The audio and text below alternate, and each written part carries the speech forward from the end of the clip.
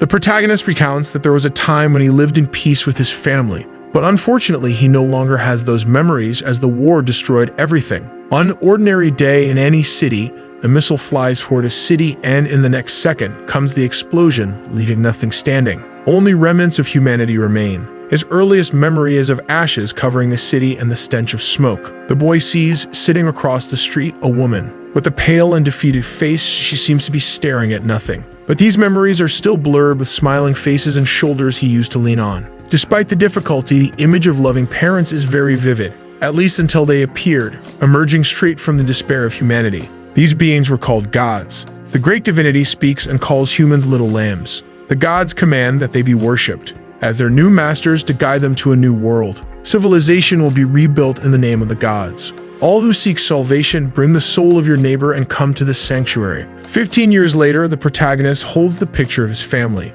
A man mourns that they have already arrived and asks the boy to follow him. The gods restored humanity that men took millennia to build in just a few days. This is the sanctuary of the golden god Barak. A being welcomes the visitors. As this being asks the visitors if they are qualified, the protagonist says that it is everyone's dream to enter the sanctuary, but there are only two ways to do so. One is by offering a sacrifice, which is exactly what the man does. The other way is to be a sacrifice. Other men appear to take the protagonist while the priest leads the slave trader inside. Our hero believes he is late, but it doesn't matter because his goal is not the sanctuary. It is to meet the gods, because he clearly remembers when he was with his deceased family. They spoke of mercy and love, salvation and blessing, justice and kindness. That is why the protagonist wants to meet them, each of the gods of this world. One by one, he will throw them all into hell. In another part of the city, the same man from before walks through the streets, until he sees a bar and enters. The man asks the bartender for anything good.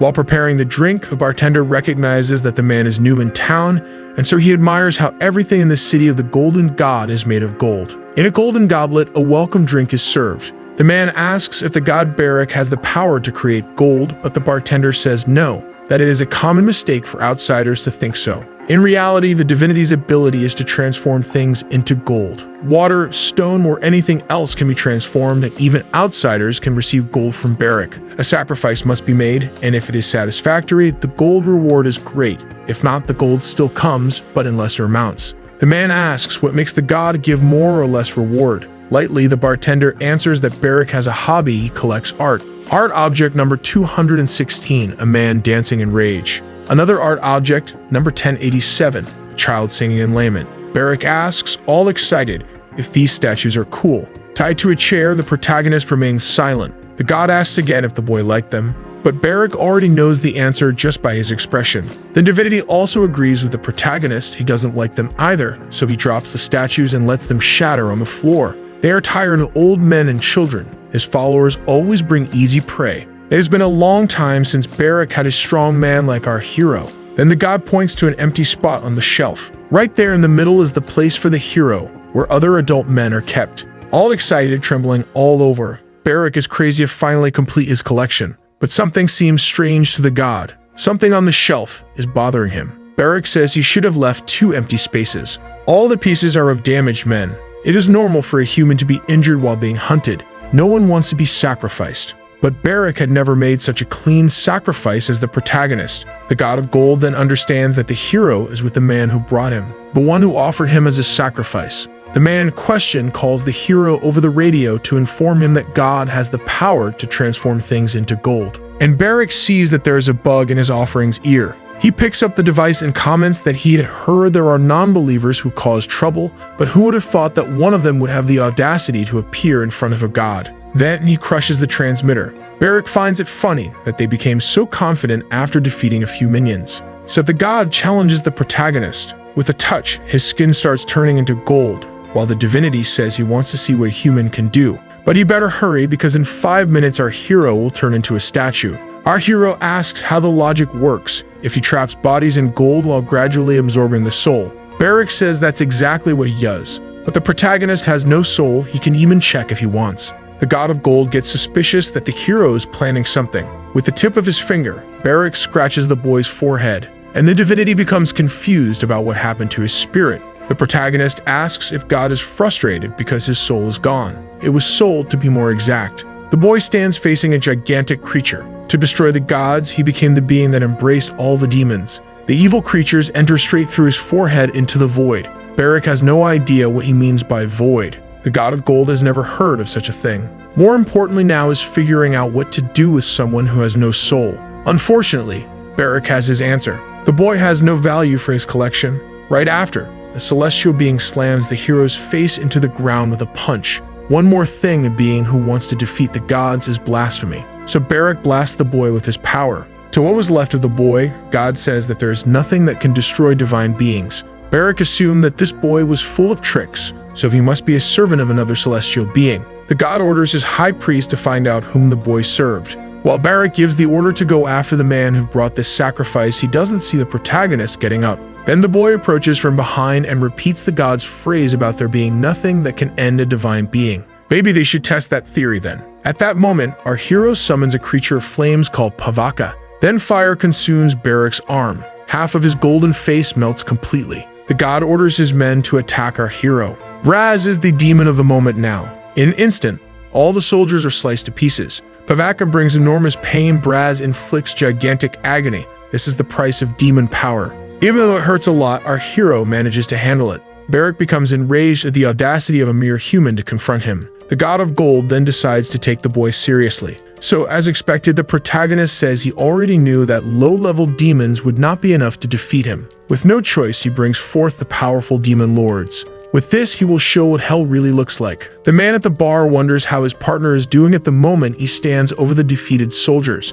Still sleepy, the protagonist sees his father, his mother, and then his brother. Then he wakes up to the sad truth that they are no longer alive. Our hero holds his father's shirt, angry about what happened to his family. A man approaches the protagonist and comments that nowadays it's not uncommon for people to lose someone important to them. People hunting their own kind enter the sanctuaries. While praying to the gods, humanity lives in hell. The man sincerely asks if there is any chance the world could change. But the question leaves the boy furious. He doesn't want change. What he wants is for everything to collapse completely. Laughing, the man says that's the correct answer. There's no way to change anything. Everything must be destroyed and rebuilt from scratch. Then the man introduces himself as Walter, leader of the Eastern non-believers. Walter says that he recently discovered an artifact capable of destroying the gods, and that object led him to where he is now, standing in front of the protagonist. A child chosen by the void to become a living weapon against the gods. The man hands the boy the demonic artifact, and the boy accepts to become a weapon. Barak sees nothing special and human using the powers of a demon. For the god, it doesn't matter where the weapon comes from, a mortal is just mortal. Barak appears in his new form. As a giant of gold, the god says that in his sanctuary, he's omnipotent and absolute. But our hero gets excited that his opponent is finally fighting back. In response, the golden colossus prepares an attack. All who challenge authority must be brought down. A new golden explosion hits where the protagonist was. Barak keeps telling his challenger that he must suffer for eternity as the unbelieving worm he is. Then, our hero summons Braz again and slices the god of gold in half. But with that, the boy is reaching his limit. Yet Barak's voice says that the unbeliever continues to resist until the end. So God will test how many times the protagonist can come back to life. The form of the giant starts changing again as Barak promises he will crush and destroy our hero. With his new impulses, the golden colossus destroys everything in a new golden explosion. One of the priests says that the god is going overboard. Soon after, the temple starts to collapse. The people in the city feel an earthquake and wonder if Barak is the cause. One of the followers of the god of gold lies unconscious, and then a foot picks up his golden mask. The bartender asks what the man is doing with Barak's followers. Then the bar owner concludes that his customer is a non-believer, and that it's because of him that his god is angry. Walter says that just a second ago, the bar owner was treating him very well. Even though he, like others in the city, sacrificed his companions all in the hope of earning the god's favor. Then the bartender begins the process of turning into gold, while the leader of the non-believers continues to say that these divine beings don't see people as humans. To the gods, we are only living energies. Walter leaves the man behind and walks away. Outside, the leader of the non-believers finds it impressive how Barak is stronger than he thought. Apparently, the divine being plans to absorb the more than 15,000 souls of his followers. Amid the smoke in the distance, someone seems to be arriving. The motorcycle stops, and it's a girl named Katie who came to rescue her leader. The captain yells at the girl for being crazy for showing up there, but the girl says the same about her leader. Katie says it's been 5 years since she heard anything from her boss, and out of nowhere, the old man shows up sending a message saying he was going to war against Barrack. Walter, annoyed at being called old, says she's underestimating him if she thinks he would do something without being prepared. The girl asks if he got the weapon to defeat the gods. The leader says that what he got is beyond expectations. Walter says that as soon as he met the boy named Dale, he was certain. Those eyes were everything the artifact wanted. Hopelessness, suffering, hatred, and fear. More than that, a desperate thirst for revenge. Moreover, those who seek to use the artifact must embed it into their hearts. The boy didn't hesitate for even a second. That's how Dale willingly walked with death for 5 years, and yet his body didn't deteriorate. Walter could only imagine what that boy's soul went through in hell. And suddenly, Dale descended into hell. He returns from the world of the dead. Caddy is startled by the idea of someone resurrecting, and Walter says that the boy succeeded in making a contract with the void. What Dale did was more than sell his body and soul. By seeking powers to defeat the gods, the young boy gained something very special. Our protagonist isn't intimidated by the golden giant's haste in front of him. In fact, it's what he was waiting for. With the power obtained by absorbing all those souls, it should be enough. Caddy asks what this special power could be. Walter realizes that the ability to defeat even the gods is about to begin, the power of Udale. Barrack is left speechless by what he has seen before him. A beam of the crown of flames is lifted to the skies by a red hand. The promise of the god of gold. Now, yes, the protagonist is ready to hunt. Dale asks for the power of the being he summoned, the king of flames who governs the injustices of hell, Agni. This is the true ability that Dale brought from the underworld. Receiving the crown of flames, the protagonist has his body transformed. Possession is the power to receive the body of the lords of the dark world. Dale assumes his complete new form. Now, with all that power, the demon laughs with happiness. Then the creature charges to attack. Not even for a second does it stop laughing. The small creature jumps fearlessly toward the golden colossus. Barrack points his giant hand and an eye opens in his palm. Then he traps the demon, but the flames of hell explode the giant hand. The entire arm continues to be consumed by the fire of hell. The creature is unstoppable and unbeatable. When the demon approaches Barrack's face, it jumps. Dale shouts for his body to burn down to the bones. A giant hand of fire is summoned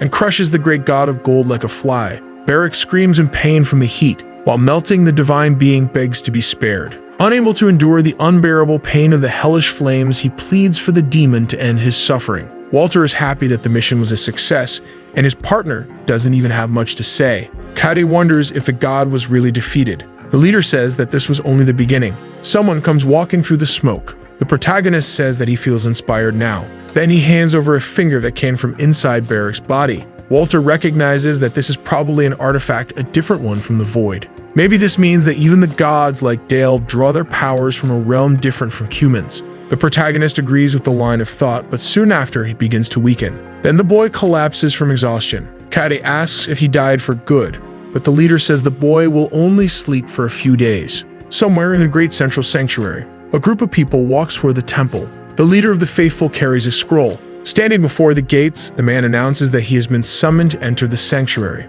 Everyone bows to the three gods, the child, the man, and the elder. The one in the middle announces that the god of gold is dead. The elder on the left says that everything had already been prophesied. There's nothing to worry about, just continue with the plan. Then the smallest, with the body of a child, commands them to bring the final ingredient for the descent of the one true god. The relic of the void is what's missing. As ordered, ships are dispatched on a mission. A truck drives through the desert carrying the non-believers. Dale continues to sleep since the battle. Caddy keeps observing the relic with a certain curiosity. She tells her captain that none of this story makes sense. The relic in her hand is probably what gave Barrack power from other realms. Walter says she's right, but there's something that doesn't sit right with her. However, Captain managed to accept something so absurd so easily. In her mind, the man she knew wasn't someone who would accept anything that easily. So probably there's something he's not telling her. Walter then says it's time to explain why he now believes in the impossible. Before the First War, he was the head of research at a mega corporation called East,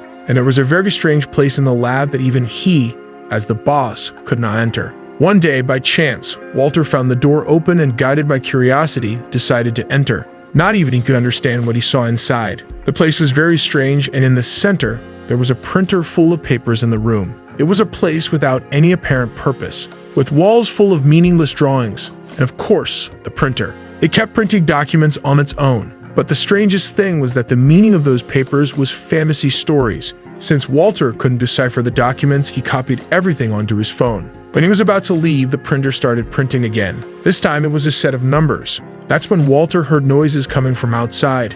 In a hurry, the leader tucked the paper with the numbers away and left the place. Walter shows the phone containing the documents. At the time, he thought the writing was some kind of novel, but today he can recognize it. It wasn't fiction, but a prophecy. The last war, the arrival of the gods, the void, and the demons. All of it was foretold by the prophecy without a single mistake. Caddy then thinks she already understands the meaning of the numbers. They are coordinates and the date when you would find the relic and Dale, just as that mysterious place and the gods are connected to the prophecy. Because he had the coordinates, only Walter could find the relic and its bearer. But Caddy says that the prophecy ends with the death of Barrick. And that is the biggest problem. The leader doesn't know what will happen from now on. Suddenly, something hits the truck. An angelic being is the one who stopped the vehicle with his hands. The being smiles at the passengers. Walter is almost passed out at the wheel. Caddy was also badly injured in the accident. The truck is surrounded by ships and angels. One of the angelic soldiers is pleased that he found the relic. Then he presents to Sir Lu that they found what they were looking for. The squad leader says that the lords are only interested in the relic in the heart, the rest the soldier can dispose of. And before Sir Lu finishes his sentence, the angel takes a heavy punch to the face. Walter orders Caddy to protect Dale. Then the arm of the angel holding the boy explodes. The girl just finds it strange that her boss is so concerned about protecting someone who cannot die. The leader says that Dale cannot be retrieved while unconscious. At that moment, a strange item locks around Walter's neck. Sir Lu lifts into the air the man who dared to attack him. Then the angel slams him to the ground with a punch. But right after, Sir Lu also explodes from a shot. Caddy runs to help her captain. But before she can, two hands lift both of them into the air. Another angel is outraged that both non-believers dared raise a hand against their leader. To him, it's an act of blasphemy. Caddy has no idea who these guys are, but the leader says they are from the Central Sanctuary. There's no way they can handle these opponents. They have the power of a lesser god. Sir Lu finds it amusing that someone knows anything about them. The angel orders his men to deal with the humans while he handles his target. Soon after, the celestial being pierces the protagonist's chest to grab the relic, and his friends are left in shock at the scene. Dale's body starts to dissolve like ashes. Sir Lu announces that he has completed the objective and is already returning. The god in the middle says that his soldiers managed to get the relic, but he feels something is wrong. Then the other god says that his companion is always saying unlucky things. For him, it's strange for a divine being to worry so much. But the other deity also feels uneasy, because from this point on, there is no prophecy. There is no longer a future to foresee. An eye in the void opens. For the god who looks like a child, he feels something is interfering with everything. The omnipresent warned about the master of the void, and at the same time, he says an entity descends from the heavens. Arms sprout across the body of the angel holding the heart, until Sir Lu disappears without a trace. The divine beings say that the protagonist is dangerous. Neither gods nor demons are incomprehensible. A shadow walks toward the angels, the devourer of gods, the void. Caddy asks the captain if that creature is on their side. Walter says this is the worst possible situation. Dale says there's a chance his body could be possessed by the Demon King. If it comes to that, then the protagonist says his heart must be destroyed at any cost. This creature cannot emerge into the world under any circumstances, because if this being emerges into the world, it will be the end. The protagonist is in his most terrifying form. One of the angels can't believe Sir Lu was actually destroyed, and now he doesn't know what to do. The big angel says there is nothing in the prophecy about an enemy like this, and the other angel says his companion is saying unnecessary things. They are the elite warriors of the Central Temple. There is no enemy capable of defeating them. Despite those words, the angel in question feels fear taking over his whole body. Without realizing it, the celestial admits he feels like vomiting. Then he tells his partners that they all must attack at once, gathering all their strength to strike at once. It will be such a powerful attack that not even one of the gods could survive, equivalent to 1,000 suns exploding.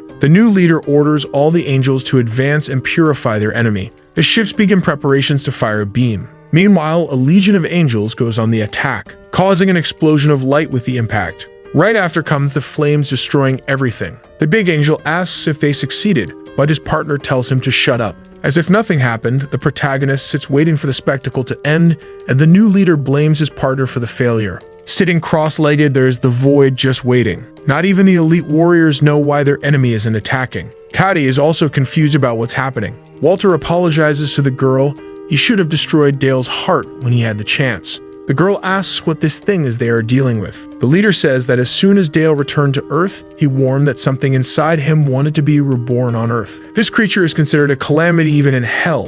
Wherever it passes, it devours everything. Nothing that enters its stomach can escape afterward, because inside it is the bottom of hell and an endless abyss. This is the absolute and infinite void. Cady says they have been released and Walter knows they are in the void. Dale appears saying that this is the end, there is nothing else to be done. The girl asks if he is still alive, but the protagonist says that his current existence doesn't count as living. They are all in the world beyond death. The good news is that besides them, there are only the angelic servants in this place, which means the void hasn't swallowed everything yet. Not even the celestial beings know why suddenly everything became night, but the leader is sure that his target is still alive. For the leader of the angels, he finds it offensive that the non-believers dare to oppose him. The celestial being gathers all his power in his hand. Then he jumps into the void. Walter tells them to get away because it looks dangerous, but Dale tells the group to just watch. While the angel tries to fight, the protagonist speaks of the consequences of using divine powers in that place, because the void also has another name in hell, the graveyard of demons. Cady asks if they are also in danger, so Dale says it's safe because his body is possessed by the king of demons, Agni, the king of flames who sleeps upon the fire. There's also the insect that feasts on the flesh of the dead, Malak, the ruler who dominates twisted souls, Solon. Mang is the nameless wanderer who seeks for about knowledge. Besides them, the shadows shrouded in illusory mist, Monli, the incarnate taboo, Iros, the invisible sword that cuts stars, Noxus, and so on, even though they were devoured by the void and are now mere spirits. These entities are powerful enough to hunt gods. Walter asks if the demon in front of him was the king who ruled hell. Cady is surprised how the gods' elite is being wiped out. Correctly speaking, the angels are being devoured by demons. Cady realizes then that the protagonist must have already been in this place before, so he managed to escape at least once. Dale says there was a way to escape, but he can't do it again, because no one can escape the void without the permission of the master of this reality. The reason our hero managed to escape last time was because he made a contract. The Lord of the Void allowed him to escape with the promise that the protagonist would feed the demons powers. When Dale woke up, he realized he could pull power from Hell's demons. But the Lord of the Void could also use his body. That was always the true purpose, to devour the entire world. In the end, the only way out of this place is with the permission of the master of the place. But with the hero's body dominated, there's no reason for the master of the Void to set them free. In the end, there's no way out. Walter refuses to just sit and watch the entire world be devoured. Dale then asks what they should do because not even praying is an option. The leader of the non-believers gets angry, but before the fight gets worse, Cady steps in. The girl says it's not the time to fight while the world is being destroyed. Cady asks to make sure if the protagonist made a contract with the Void. Since that's the case, they need to make a new irresistible offer. Dale thinks there's no such thing, but the girl doesn't give up and asks what kind of power the Lord of the Void will gain by devouring the world. The protagonist doesn't understand where she's going with this. Cady says there is still a god who hasn't appeared yet. The power of the one true God, who has yet to descend to Earth. Walter asks if the girl plans to watch the descent of God. Cady says that for now, they need to buy time, there's no other way. The girl knows that her captain is against the idea, but the priority now is to prevent the annihilation of Earth. Dale thinks it's worth giving it a try. As she said, there is no other way. So the hero places the tip of his thumb on his heart. When the finger enters his chest, a black shadow appears instead of blood. With the black ink that came from inside him, Dale writes some symbols. Then he drops a drop onto the ground. That black drop transforms. A large shadow rises. Walter and Cady's concern is visible. Now they are facing a great demon, surrounded by other gigantic creatures. The heroes are tiny compared to these creatures. Then the Lord of the Void approaches them. Dale speaks in a non-human language. The most powerful demon responds in the same infernal tongue. Cady asks if her captain can understand any of the words, but even he doesn't know what is being said. The girl asks our hero if everything went well. A black hand points at one of the humans. Shadows emerge from the ground where Cady and Walter stand. The two were swallowed by the darkness. Walter keeps calling out to the protagonist, and the girl says she doesn't feel anything. Then the two are devoured by the shadows. Both wake up whole in a desert. Walter looks for Dale, but it's the girl who finds him. Apparently the Void retreated and returned the hero's body. Now they have to wait to see what happens and return to the base of the non-believers of the Eastern Branch. Two guards talk about how the organization is a mess. Even Cady ran off and disappeared just like the leader. For one of those men, Walter's story of wandering the world after a weapon to kill the gods was the reason half the organization resigned. At that moment, both guards seem to see something approaching. A shadow in the rain comes toward the base. The guard picks up binoculars to see who is coming. They recognize that it is Captain Walter. With that, it's announced that the captain has returned and the gates are opened. Cady notices that the atmosphere is not exactly welcoming. A man named Simon is the one who receives them, without hiding the surprise on his face. Walter says his friend hasn't changed a bit over the years. Suddenly, all the men point their weapons at the protagonists. Simon says that this is just standard procedure since in recent years many double agents have appeared among the believers. Moreover, some things have changed since the captain left. A system was created to detect non-believers, and those who fail the test are executed immediately. Cady finds it unbelievable that the captain is being treated this way, but Simon tells the girl to calm down. Walter finds it funny that now they execute instead of expel.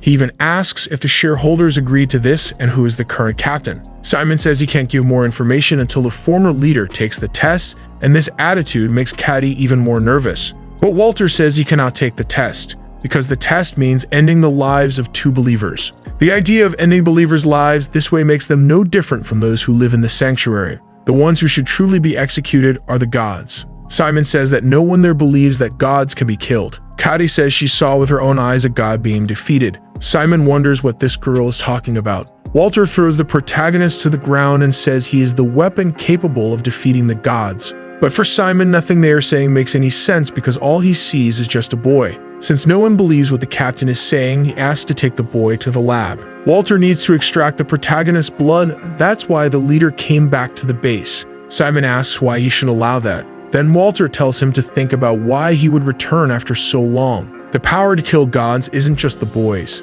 Using Dale's blood, anyone can use the power of the demons for an hour. Both Simon and Cady are shocked by this information. Walter orders the man to inform the elders and the other base leaders that the final plan has begun. The God Hunters unit is ready. Everything is complete for the plan. Dale says that the true God will descend to Earth and the protagonist will hunt him down and offer his power as a sacrifice. The Lord of the Void says that our hero is getting too full of himself. He really believes he can defeat the true God with the power of a few demons. Dale begins to think that this negotiation was a failure. The Lord of the Void says that the world is not going to be destroyed yet. The part that exists inside the protagonist's body will at most devour two cities. Our hero realizes that the demons still cannot destroy the world. Dale then asks what the Void Lord's plan is for wanting to appear on Earth. Then the creature points to what it wants. The two humans who are with Dale. The Dark Hand shrinks the hero's companions because, as the Void says, they still have uses for the protagonist.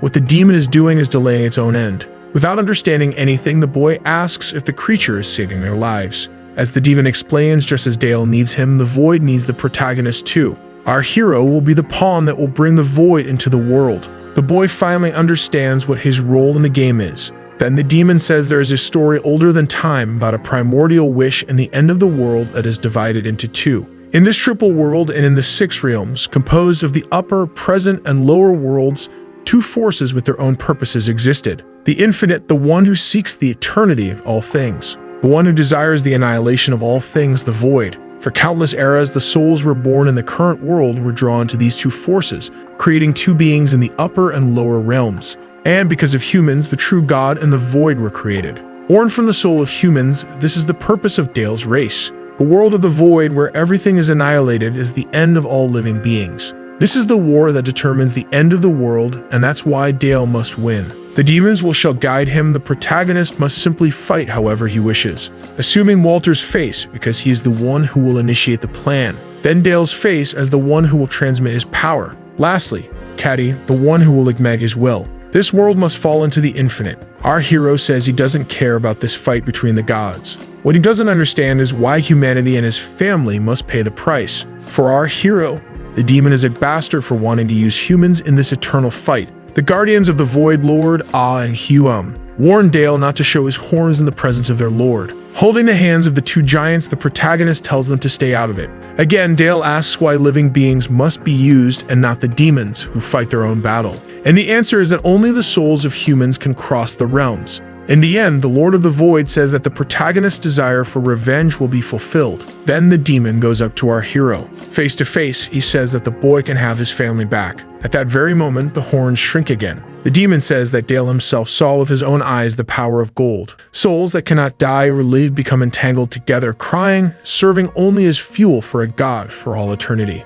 This is the true form of eternity. This is its true desire, the essence of its power. The Lord says that the souls of the protagonist's family are also part of the enemy's power. Dale asks what the demon is trying to say. Then the Lord says he will add another clause to their contract, where the hunt for the gods is over and our hero's revenge is complete, but the last words are illegible. Not even Dale can understand what he is saying as he is engulfed by the shadows. A voice says that the protagonist is moving and his heart has started beating again, and then his eyes open. Then our hero awakens at once. Apparently Dale is in a chair being monitored. Simon is really impressed that the boy came back to life. It seems Walter was telling the truth. Nervously, our hero asks who the stranger is and where he is. Then Simon apologizes to the living weapon, but he wants to test the protagonist. A robot appears in front of Dale while he is informed that everyone there wants to see the boy's power with their own eyes. If the hero really is a weapon capable of defeating the gods, then he will handle this little robot. Before Simon can finish his explanations, Dale leaps toward the weapon. The boy asks to be transformed and his hands turn black. Then he strikes the combat machine with a blow that dismantles it. Without effort, Dale is the only one standing. More nervous than ever, our hero wants to know who this scoundrel is that captured him. In a leap, the boy is already in front of Simon, who begs the hero to stay calm. Dale wants to know which side the man is on. More importantly, he wants to know if he is in a sanctuary of some god. A voice tells him that the protagonist is at the eastern base of the unbelievers, the place where those who oppose the gods reside. This person offers their hand and says that Dale is indeed strong, just as Walter said. The woman claims to be the current leader of the base of the unbelievers and that her name is Hannah. With a smile on her face, she says it is a pleasure to meet him. Hannah flees through the woods along with another person, but her companion cannot keep up and falls. The other woman who cannot walk is her sister. Desperate, Hannah begs her older sister to get up or else they will be caught. With the little strength she still has, the sister tells little Hannah to pay attention to what she's about to say. She asks the little girl to run as far away as possible from the sanctuary. Before she can continue, the girl is lifted into the air. There's nothing a human can do against a god. To them, people are like insects. Even hitting the gods, fighting them is useless. Even the leader of the unbelievers is caught having these kinds of thoughts. But then she sees what Dale is capable of doing. The impossible happening before her very eyes. Humans are no longer powerless. Immediately, Hannah goes to meet this man, the person who made her happy. The future no one ever believed in. Freedom from the gods, freedom for humans. Again, Hannah introduces herself as the leader of the liberation base of the unbelievers. Dale accepts her hand and asks where the old man Walter is. Ignoring the question, the base leader says that the hole in the wall will take a while to fix. But she is happy that the protagonist is not one to hold back. Dale presses again for an answer. He wants to know where Walter is. Hannah says that her senior is a little busy, but he sent a message. The message is not to carry the photo because otherwise it will be burned, so it is better to leave the photograph here at the base. Hannah says that from now on, this place is Dale's home, so he must take care of the things that are precious to him. The leader asks if this is enough proof for our hero to believe they are on the same side. Unfortunately, there is only one room available, but it should be enough for one person. It is not a very nice place, but for the protagonist, it is sufficient. Hannah tells the boy to take a shower and change clothes, but then something catches her attention. She is bothered by the hair covering the hero's face and offers to cut it. On the sink are the remains of hair. Now changed and wearing the new outfit, Dale finds it a bit tight. But Hannah says that hero clothes are supposed to be like that. Then she takes his hand to guide him to a new place. And this act does not go unnoticed by the protagonist. Passing through the base, everyone present stares at the human weapon. No one even tries to hide their curiosity. Dale asks Hannah if everyone knows about him. The leader replies that everyone watched together what he did with the robot. On the big screen, the fight keeps playing and she says that everyone needed to see what the weapon capable of defeating the gods could do. Everyone there forgot what it was like, a leader says. What our hero brought to the base is something vague. It is something indescribable, but the feeling is certain. Someone offers their hand to young Hannah. Walter recognizes by the girl's look that she lost of someone precious. Hope is the name of this feeling, something even Dale repeats to himself. Then he looks at his own hands. The hero questions if he is what should be called hope. No, Dale clearly saw the fate of those who serve the void. One day, this demon will consume the entire world. The protagonist cannot call these powers he uses hope. Hannah says that with great powers come great responsibilities. She knows that the hero made a pact with the void. The leader said as she heard from her senior that the world almost ended. Hannah, in a relaxed manner, tells the protagonist not to worry, that this will never happen again. The leader says that they planted a bomb in his heart, so she asks him not to worry, because if anything happens, she will blow him up without leaving a trace. And on top of that, there are several types of triggers in case the first one fails. At this point, Dale already tells her to stop because he got the message. Hannah presses a button to enter a different room. Then the leader asks the protagonist to worry about the future later. For now, the focus is to hunt the gods. In a week, a first official mission of the God Hunters squad will begin. Dale is incredulous at what he is seeing. Inside the room is Walter. The old man is happy to see the boy awake and with his hair cut. He barely recognized the hero. But Dale first wants an explanation for what he is seeing. What are they planning now with that bizarre thing inside the tank? Walter explains that this thing is an organism made from the protagonist's blood. The old man discovered that injecting Dale's blood gives a person super abilities, but it is impossible for them to use demonic powers. So to use the powers of hell, they first need to subjugate a demon. But that will only be possible by extracting the serum and organism from our hero's blood. When a soldier injects the serum and calls the demon, he will summon an artificial being. The soldiers who use this injection will be called the God Hunters unit. But first, there are still many problems they need to solve. First, subjugating a demon is not something that someone can easily do, so Hannah shows a report she received. Out of 140 candidates, 100 managed to pass to the stage of injecting the blood. The next stage is to inject the serum and call a demon by its name and summon it. In theory, the method to subjugate a demon is simple. The person just needs to defeat it. In this process, 99 candidates were eliminated, 70 of them due to serious injuries. Of the 140 who took the test, only one person succeeded. Soldier number 1 of the God Hunters unit, Katarina Basic, codename Kati. The scientists report that everything is under control. Kati says she is ready to start training all day. Hugh is the informant leader of the Unbelievers base. The informant asks the girl if she knows what the purpose of today's training is, and she answers that it is to beat up demons. Then Q explains that today's training will be a little different. The demons she fought before were low level. What she will face now are a level higher. According to Captain Walter, low-level demons are equivalent to a company of soldiers. So a mid-level demon is the same as a battalion. Hugh is prepared for all possible situations, which means she might die this time. But Kati doesn't think she will lose this time, because otherwise it would have already happened a long time ago. She injects the serum into her blood, then asks Hugh to watch his little sister fight without any control. With a scream of pain, the serum was successfully injected. The informant asks her, when ready, to call Demon Number 8, whose abilities are still unknown.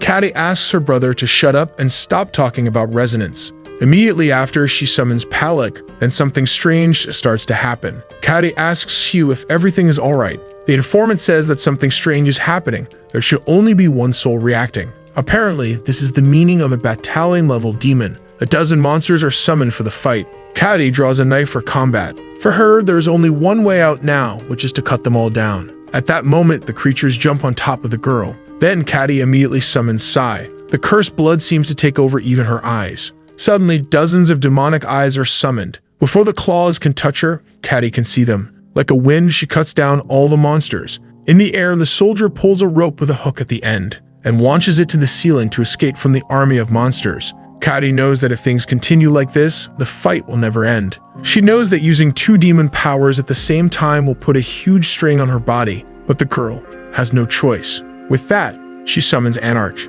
Then Kati jumps back into the fight. Anarch has the ability to increase the user's strength, which is perfect for facing multiple enemies. Kati holds her blade with both hands and cuts dozens of enemies in half with a few simple movements. Quickly, the army of creatures was defeated. Now only one remains to be defeated. The leader of the monsters is the last one on the list.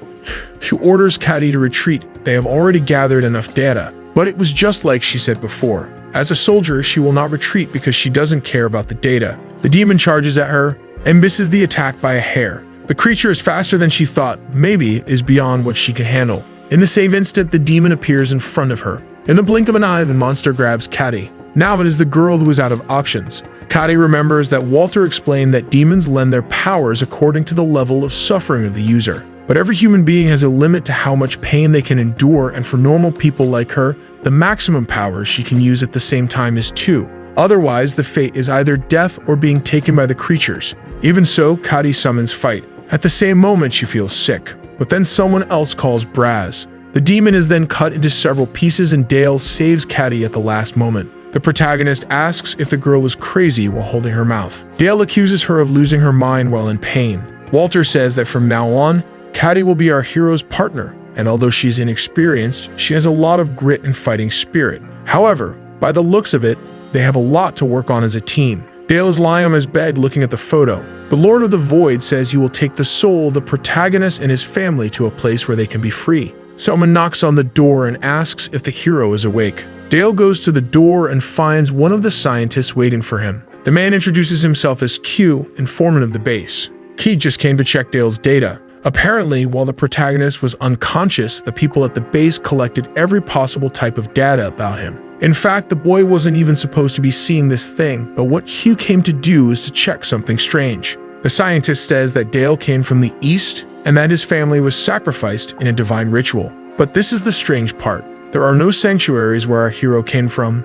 Now in the eastern region, a group of 3 people is on a mission. Kari doesn't understand why they have to come all the way here to check if there is a sanctuary. There are probably many explanations for what happened. There may or may not be one, but Dale says there is definitely a god in this region. He clearly remembers that there is a divine being in the place where his family perished. A mysterious god with a black halo. Q says that this information is new. Kari understands that there is a god outside the sanctuary making victims, so that's why they need to investigate. But there is probably only one explanation for this. They are dealing with an ascension ritual. What the 3 are seeing on the beach is a trace of this ritual. Kari comments that she has never seen one so big. Some gods relocate their sanctuaries to different places during rituals, but in this case, it doesn't make sense. But to leave a trace this big, it must be a god that everyone knows. Now they just need to find out who. Another strange thing is that with the arrival of such a powerful being, no one should have survived, much less a child. Even Dale finds it strange what he is seeing. Our hero comments that the ritual trace is much bigger than it should be because only his parents were used in the ritual. Q says that it's normal for survivors of this kind of situation to have memory problems or something like that. The young scientist makes a report of the situation, summarizing everything explained so far and concludes that our hero must have some kind of memory problem. With all that, it should already be enough for them to return, but Dale disagrees because he clearly remembers everything that happened. But before he can finish what he is saying, something hits him. The protagonist falls with a bullet piercing him and Kari draws her knife. 2 shooters dressed in white argue that the shot was supposed to be a warning, but unfortunately,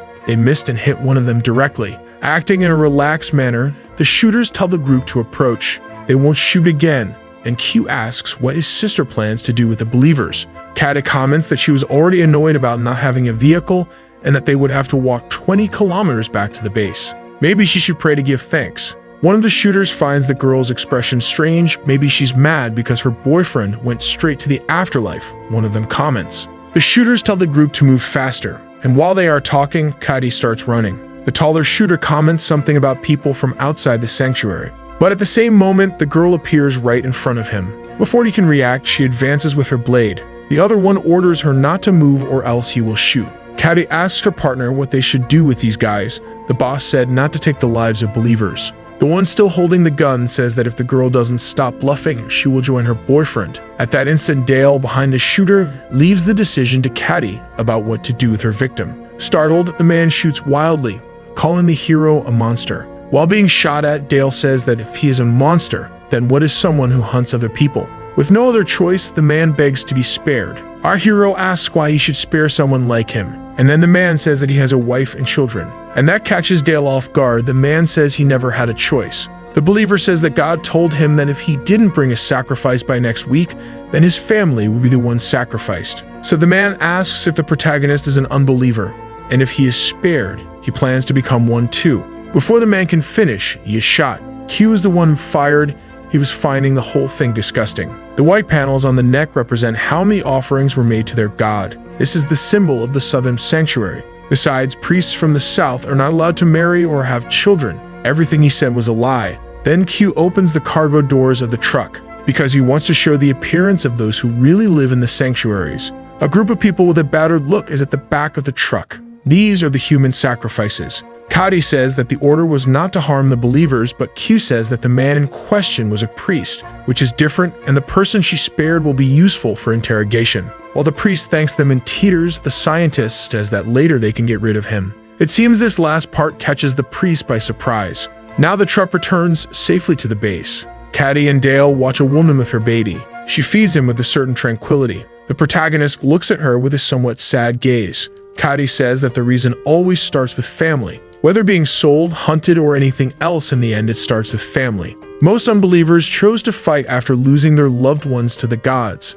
Captain Walter lost his wife. For Hannah, it was her sister. Dale asks who Kadi lost. He wants to know if she is also in this because of family. Then she says it's no different. She had another brother. Kadi remembers the day she was all hurt. A man covered in blood and surrounded by bodies looks at her. That was the brother she liked the most. As a final warning, he says it would be better if they never met again. Kadi says that one day they will meet, and then her fate will be sealed. She will end his life. Dale gets completely confused by the course of this conversation. At the center of a crater in the northern region, someone says that in the end they couldn't predict the arrival of these events. It is no longer possible to foresee the pattern in the drifting sands. A priestess tells the lady who knows everything that the three main gods want to make contact with her. The woman then lights a candle. Then the smoke takes the form of the three gods. The one in the middle greets the one who knows everything and asks how her pilgrimage is going. She says it has been safe, thanks to the blessing of the gods. The eldest asks if the one who knows everything is not neglecting her duty with this pilgrimage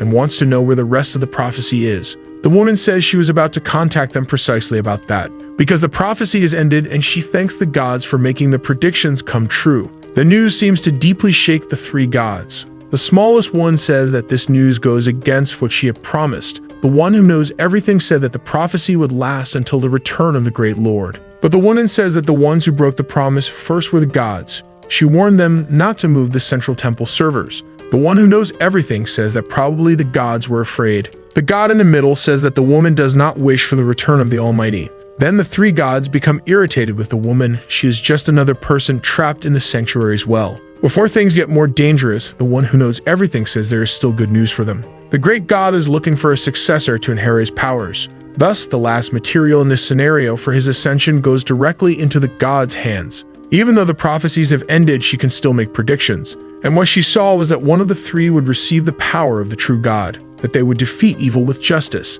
and thus power and glory would last forever. The meeting at the crater is finally over. Also, the prophecy has come to an end and the three gods will soon part ways. Then the one who knows everything asks her assistant to report where the relics of the void are. The woman gives the perfect coordinates and also warns that the object is moving quickly. With so many variables, it is impossible for a prophecy to exist. Because of that, the priority is to control all possibilities. The favorable wind is still blowing, so it's better not to relax. Even the beating wings of a fly can cause unpredictable changes, and the breeze from that vibration can return as a gust of wind. By controlling it well, the gust will return not as a headwind, but as a favorable wind. Without mercy, the one who sees everything crushes the fly. Therefore, she says that everyone's roles are extremely crucial. The seer comments that it has been a while since the last time. Blair, the one with sacred blood. 13 deities expected for the descent. One is the deity suspected of being the owner of the central sanctuary, the true power of the three great deities who govern all regions.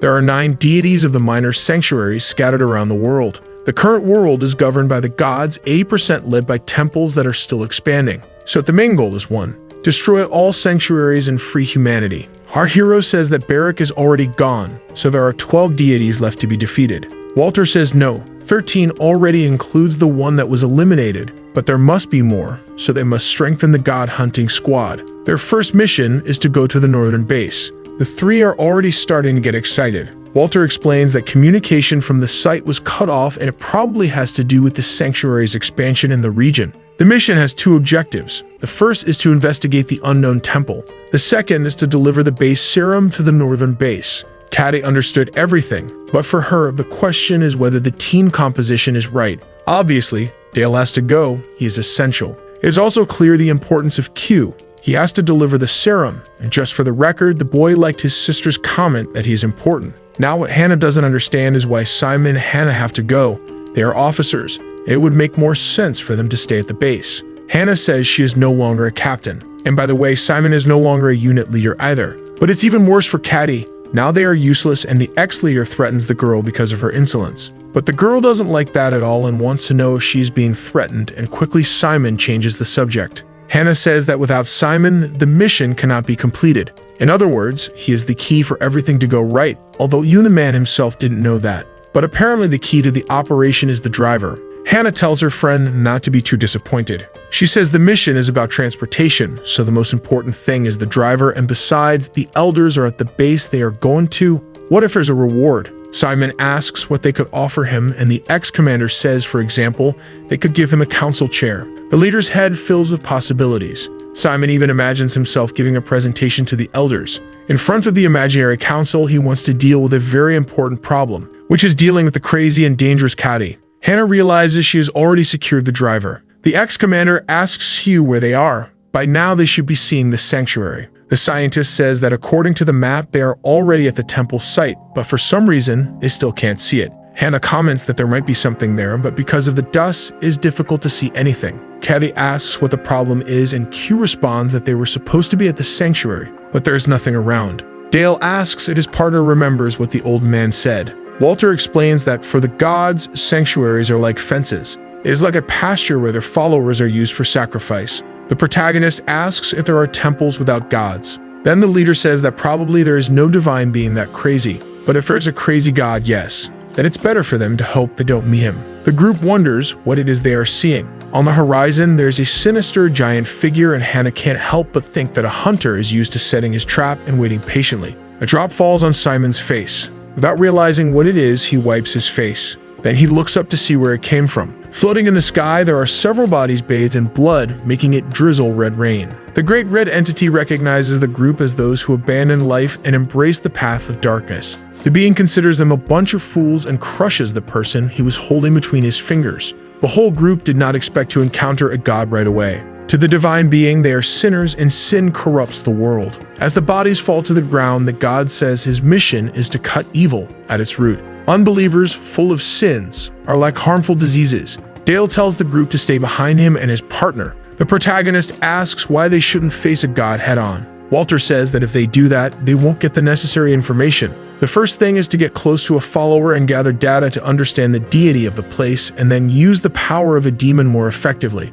But if there are gods without believers, then the only way to gather information about the deity is by fighting it. However, entering a fight unprepared could mean defeat. The blood god gives the infidels one last chance to renounce their sins. All they need to do is give up their flesh and become part of the divinity. It is the group's last opportunity to kneel before God, embrace and enjoy the blood and the flesh. The god says he will grant salvation through blood. Dale can't believe their bad luck encountering a deity without followers. Besides, they are surrounded by creatures of considerable level. The worst part is that the non-combatants in the group could get caught in the crossfire. The protagonist doesn't know what to do in this situation. Dale asks himself which demon to use, but an attack comes toward him. Then Caddy manages to save her partner in time, but she doesn't miss the opportunity to ask what he is waiting for to act. Dale says he is thinking about how to fight while protecting those who can't fight, but Caddy says there's no one like that in the group. She says the protagonist is underestimating the group. Aside from children and the elderly, unbelievers are all combatants.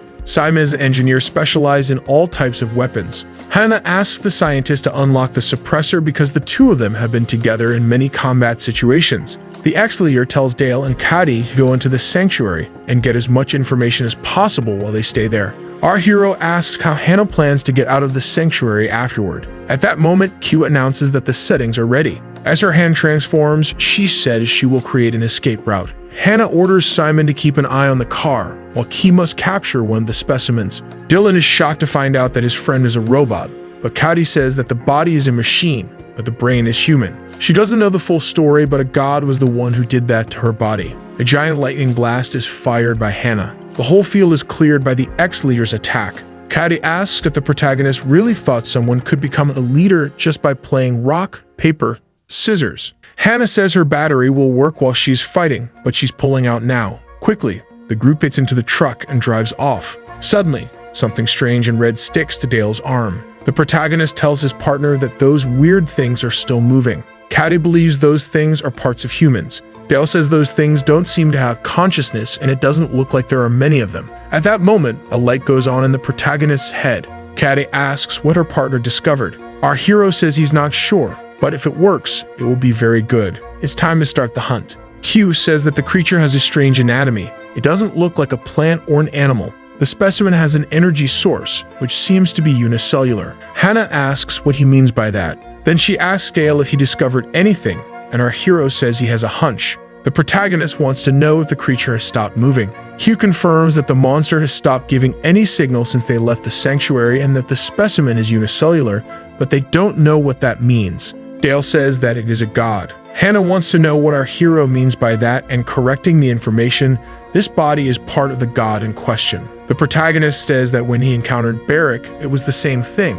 In the temple, the god had several gold statues that at first didn't seem like much. Later, it was revealed that while Barrick absorbed souls, his body was also changing. The gods not only feed on spirits, but also on their human bodies. In other words, this is not a separate entity. The entire sanctuary is part of the same divinity. If the whole place really is part of the god, then maybe capturing it will be easier. Walter explains what they should do if the group finds themselves in a situation where they have to face an entity directly. To start, the tip is to push the god out. The most common weakness of these beings is that they cannot use their powers outside the sanctuary. But for that to happen, several things must occur. With that in mind, the first tip is wait. The god of this place divided his body into several incarnations. Compared to the original, these beings are much smaller. So what would happen if they were blown up? Dale says that the demons who have these abilities are numbers 0, 8, and 16. The power of 2 demons together. Combined into one, how strong would that be? Dale says they only have one chance. Yeez and Hig are summoned for battle. Both god hunters jump into combat. Caddy knows that for her partner's attack to work, he has to be close enough to the main body. The problem is the hordes of minions in the way. The hunter faces one of them head-on. To start, the priority is to get rid of these pawns, and that's exactly what she does. Without much effort, she eliminates them one by one. Her attacks are devastating. The enemy is unable to react. The first wave leaves only pieces falling from the sky. But unfortunately, there are still many for her to deal with. Maybe Caddy can clear a path using the power of Anax. The girl remembers her partner's words that she can't use more than one power at a time.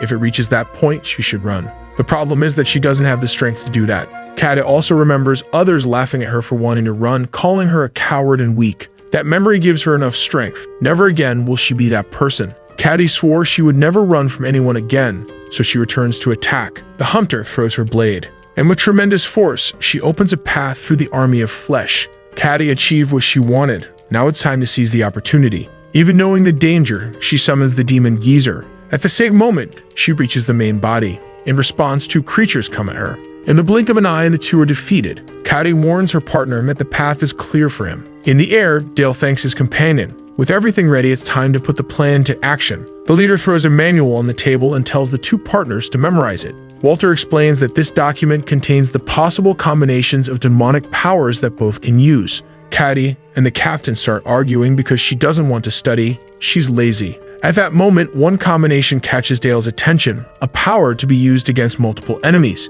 The demon Higgs has the ability to manipulate gravity. Geezer, on the other hand, can control mass. Using the power of gravity to gather the enemies, the mass control ability would make them heavy, maximizing the power of both demons, causing the enemy to be crushed instantly. But there was also a warning about this combat tactic. Higgs' eyes are materialized in the protagonist's hand, and all the red bodies are concentrated at one point. Caddy plants her blade into the ground. While the enemy is sucked into a gravitational center, the girl tries not to be pulled in two. In the sky, a giant ball of flesh is formed. This is the moment when Dale signals to his partner. Caddy then strains to summon Geezer. At the same instant, she felt her weight increase. The remaining creatures are crushed, and the sphere of bodies begins to compress. Dale asks the leader about the warning. The excessive use of mass with high gravity can cause injuries to allies after a certain point. Walter explains that the pressure will start at the center of the enemy, and it will increase with intensity. As the intensity rises, the temperature will also climb until it reaches a critical point. At that moment, a great explosion will occur. Dale dives towards Caddy and summons another demon. That's when the great explosion happens. The blood god just stares at the flames until his face melts from the heat of the explosion, and his entire body turns into just a skeleton while the protagonists are protected by a giant hand. The explosion is so strong that the protection is not enough. The shockwave reaches Dale and starts affecting him too. Bodies are flying everywhere. Caddy tries to help her partner. That's when they hear a voice mocking their efforts. The god says the best they can do is cause an explosion to push their kin out of the sanctuary. The celestial creature asks the true god, the scourge of the new world, what he is worried about. In a swift movement, the giant being approaches the humans. The celestial wants to know why he was given the power of blood and life, and if it has to do with these insignificant creatures he is looking at. The mention of blood and life catches Dale's attention. The god is going to share an interesting fact with the humans. All the blood in his body produces thousands of cells for him to use every second, and whenever a foreign organism is identified, the production of white cells increases far beyond normal, multiplying up to 10 times more than normal. Dale pushes his partner away before it's too late. At first glance, there is something wrong with the new monsters. These new creatures seem stronger. The ability to create these things constantly is terrifying, but there might still be hope. Except the protagonist's hand has a bizarre reaction where he got hurt. Apparently, the last attack wasn't something normal. Suddenly, Gale's body is covered in blood. Kaede has nothing she can do to help her friend. The divine being says humans are a disease and he has a mission to fulfill. All the unbelievers must be exterminated for all eternity. Dale thinks all this talk from the celestial is nonsense. For the protagonist, he doesn't see salvation as taking people's souls and turning them into puppets. But for the god, healing comes through the suffering of the body. The essence of life is not the body, but the soul that echoes through eternity. The god continues his speech that salvation comes from pain, flesh, and blood, but the protagonist interrupts him with a scream of hatred. Dale tells the god to shut up. For our hero, the gods are the plagues of this world and must be exterminated. Before the protagonist can finish, he is swallowed by flesh. In the shape of a heart, the blood god challenges the human to fulfill his promise of extermination. For a moment, there is no movement where Dale is. Kaede just keeps watching carefully. He asks if he should activate the bomb in the hero's heart. Even apprehensive, Hannah says it's not the time yet. Then something seems to happen. Something strange is taking form and Molax is summoned. Kaede felt something was wrong at the same moment. Even the deity notices that everything is trembling. Hannah's assistants think it's an earthquake, but she knows it's not. She knows exactly what it is. Finally, the demonic possession is happening. The worm that devours the flesh of the gods, king of disasters, Molax. Dale is tiny compared to the giant demon. With its enormous tail, the infernal creature crushes the protagonist. Molax wants to know who had the audacity to call him by name. Our hero says that he is the one who summoned him because he needs his power. Dale asks for a pact with the giant worm. In the same instant, the tail hits him again. In an instant, the protagonist is crushed. Molax finds it absurd that someone would ask for a contract with him. Dale tells what he knows about the demon. He heard that Molax is the reincarnation of an ancient god forgotten by all, and that's why he desires greed and infinite power. By eating the flesh of ancient bodies, gaining strength. But the protagonist knows that devouring such corpses doesn't grant any real strength. Molax says that the human knows nothing, but Dale makes the promise to feed him. For a moment, silence reigns. The protagonist promises the demon that he will hunt the gods who descended to Earth and gives his strength to the giant worm. Molax admits that this human does not have an ordinary soul, so he asks who the hero is. Dale opens his chest to the demon. Then he explains that he made a pact with the owner of the void. The human offers his body as an empty vessel, but not to hunt death, but rather the living gods. First, it is his hand that wants to be transformed. The legs are revealed soon after. The contract is to tear them apart at will, to hunt freely. Kaede is witnessing something unique. She knows this is the demonic possession. Even the god is confused by what he is facing. The flying figure wants to know if the giant is the Taal of the living god. The demon says he will harvest the power of blood and life. Back to when the group was preparing to leave on the journey, Walter calls Kaede to talk. The leader advises the girl to be careful. The hunter says that suddenly they now have the power to defeat the gods, so why should she be careful? Walter says that precisely because of that they must be careful. For Dale to defeat the deities, he must be possessed. Kaede has no idea what he means by that. Being possessed is not the same as summoning powers to use. It is an ability where you literally give your body to a demon. The spawns of hell are certainly enemies of the gods, but that does not mean they are on the side of humans. Molax prepares a spell in his hands. He orders the living god to spit out all his power, and that's what his army does. Even the divine being tries to resist the creature's command. In vain, because soon after he also releases everything. Kaede realizes the air is poisoned and that she is also in danger. With no option, the hunter runs away from the conflict, but along the way something catches her attention. A strange portal in the middle of the desert. Too late, Kaede feels sick from the poison she inhaled, but she knows she cannot fall, not there. At the last moment, someone appears and puts a mask on her. Hannah flies away with Kaede. Not even the former captain imagined that a possession would be so severe, as there is no trace of Dale in that body. Molax finds this body better than he expected. The god now is certain he is facing the plague of the new world. The deity says he was wrong. He believed that his enemy was a disease, but he is rotten flesh already far beyond cure. Molax finds the choice of words amusing. In a way, the demon believes the god is right. The divine being says the only treatment for his enemy is to cut and throw away the rotten part. Right after the last words, the giant attacks. Webs of blood come out of his hand, and they head towards the demon, who doesn't seem very shaken. But the ancient creatures made of cells appear to protect their new master, and these monsters explode into millions of pieces. Not even God himself understands how his own flesh and blood turned against him. Molax is surrounded by his new slaves and jokes about being the god they want back, because if that is the case, he will return them. With a silent command, the demon orders the attack. A wave advances towards the deity and hits him hard. Not far away, someone seems to be watching everything. A drone records the fight from a safe distance. Simon cheers madly for Dale to win the battle while Q tries to find a spot to see what's happening. Hannah appears at the same time asking for help. She urgently asks for an antidote.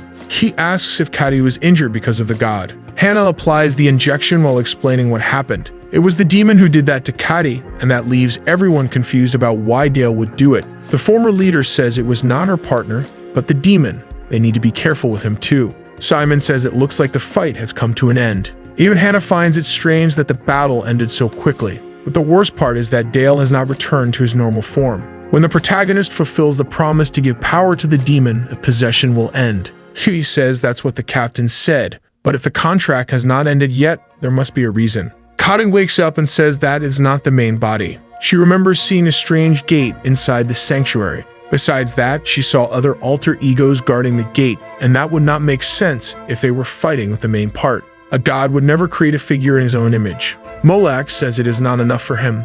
Looking at the enormous corpse, the demon realizes that it is not him. Kadi says that surely there is a separate version of the divine being. From inside the portal, Molax hears a voice calling him. The voice says that the demon will never be able to defeat him. Then the gates finally open. Inside, the voice says he has the mission to save humanity. But what about the demon? What does he fight for? The god says there is no reason for them to fight. He is the sacred blood, while his enemy is the disease. Therefore, humanity will never be defeated by someone like him. The god of blood rises from his chair and notices that it is not just his enemy's appearance that has changed. He wants to know if the demon is the weapon capable of killing gods. The divinity concludes that the trick is being possessed. A hellish being used as a tool by the unbelievers seems pathetic in the eyes of the god of blood. Molax makes a slight movement with his hand. All the organic floor is torn apart by the creature's power. Hanging from the ceiling, the divinity assumes the demon's goal is to absorb his power. So the Lord of Blood will give the creature the power it wants. But first, he wants the Void artifact.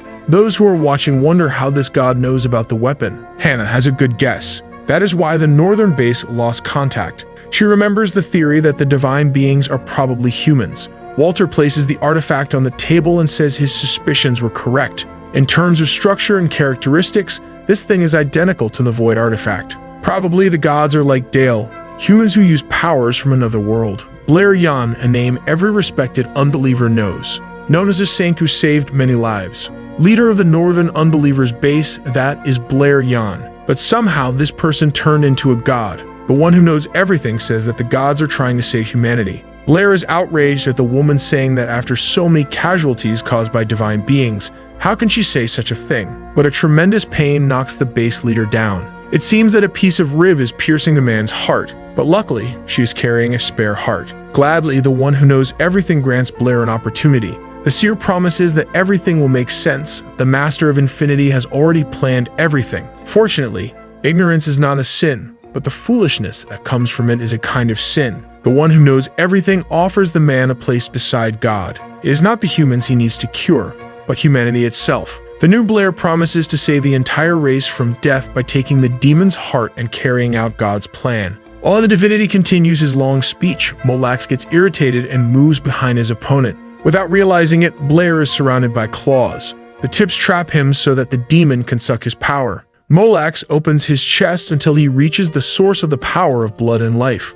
But Blair wants to explain why he cannot be defeated. Since the demon entered the room, he has been digested, because this temple is inside his stomach. Molax is pierced by a giant hand coming out of the god's back. Then the demon's body explodes. The infernal creature crawls on the ground. But it is not defeated, because for Molax, being inside the god's stomach is incredible. The creature vomits a black energy. but Blair manages to defend himself. However, that attack was just a distraction. Molax dives in with all his might to attack the god. The demon is going to forcefully open the way to the heart. The divinity tries to repel the next attacks with his magic. Blair concentrates an energy at the tip of his fist and creates a spear that impales the creature. The energy tries to destroy the creature's body, but Molax sucks the energy from the attack. The two super beings advance against each other at super speed. Both collide, matching in strength. The demon and the divinity stare each other down. Molax finds it funny that he was devoured. But in the end, the creature continues its hunt. The demon promises that if Blair surrenders, he will spare his soul. But the confidence quickly returns to the blood god's face. It seems that digestion only starts after some time. Hundreds of hands hold the demon, and Blair says that if he wants to hunt, then he shouldn't have entered the prey's mouth. Because of this foolishness, the divinity believes he has won the fight. Like a surgeon, Blair is ready to begin the operation to remove the heart. But suddenly, something doesn't seem to be going well. Molax says that the god is a fool, making this room his interior. Blair remembers the first attack and fears what the creature injected into him. In the end, the blood god was always the prey. From the start, there was never a fight, and with those words, Molax escapes from the hands easily. Yes, the demon was hunting, but that doesn't mean the prey cannot resist. Otherwise, there would be no fun. What the creature injected into his body was a disease capable of destroying the world. In other words, it is a plague from hell causing decomposition that should happen after death to occur while alive. In the inflation phase, the entire body swells. In the second phase, the fat melts and exits through all orifices. Now in the decomposition phase, the flesh melts. In the discoloration phase, only the back and bluish skin remain. The rotten body of the divinity is impaled and the artifact comes out at the tip of the tail. As promised, Molax will leave the soul inside Blair's body so he can enjoy his end without anyone interfering. In the end, the demon turns back to dust. Still conscious, Blair notices a vehicle moving. In his final words, the fallen god speaks to the Master of Infinity and apologizes for not being able to complete his mission.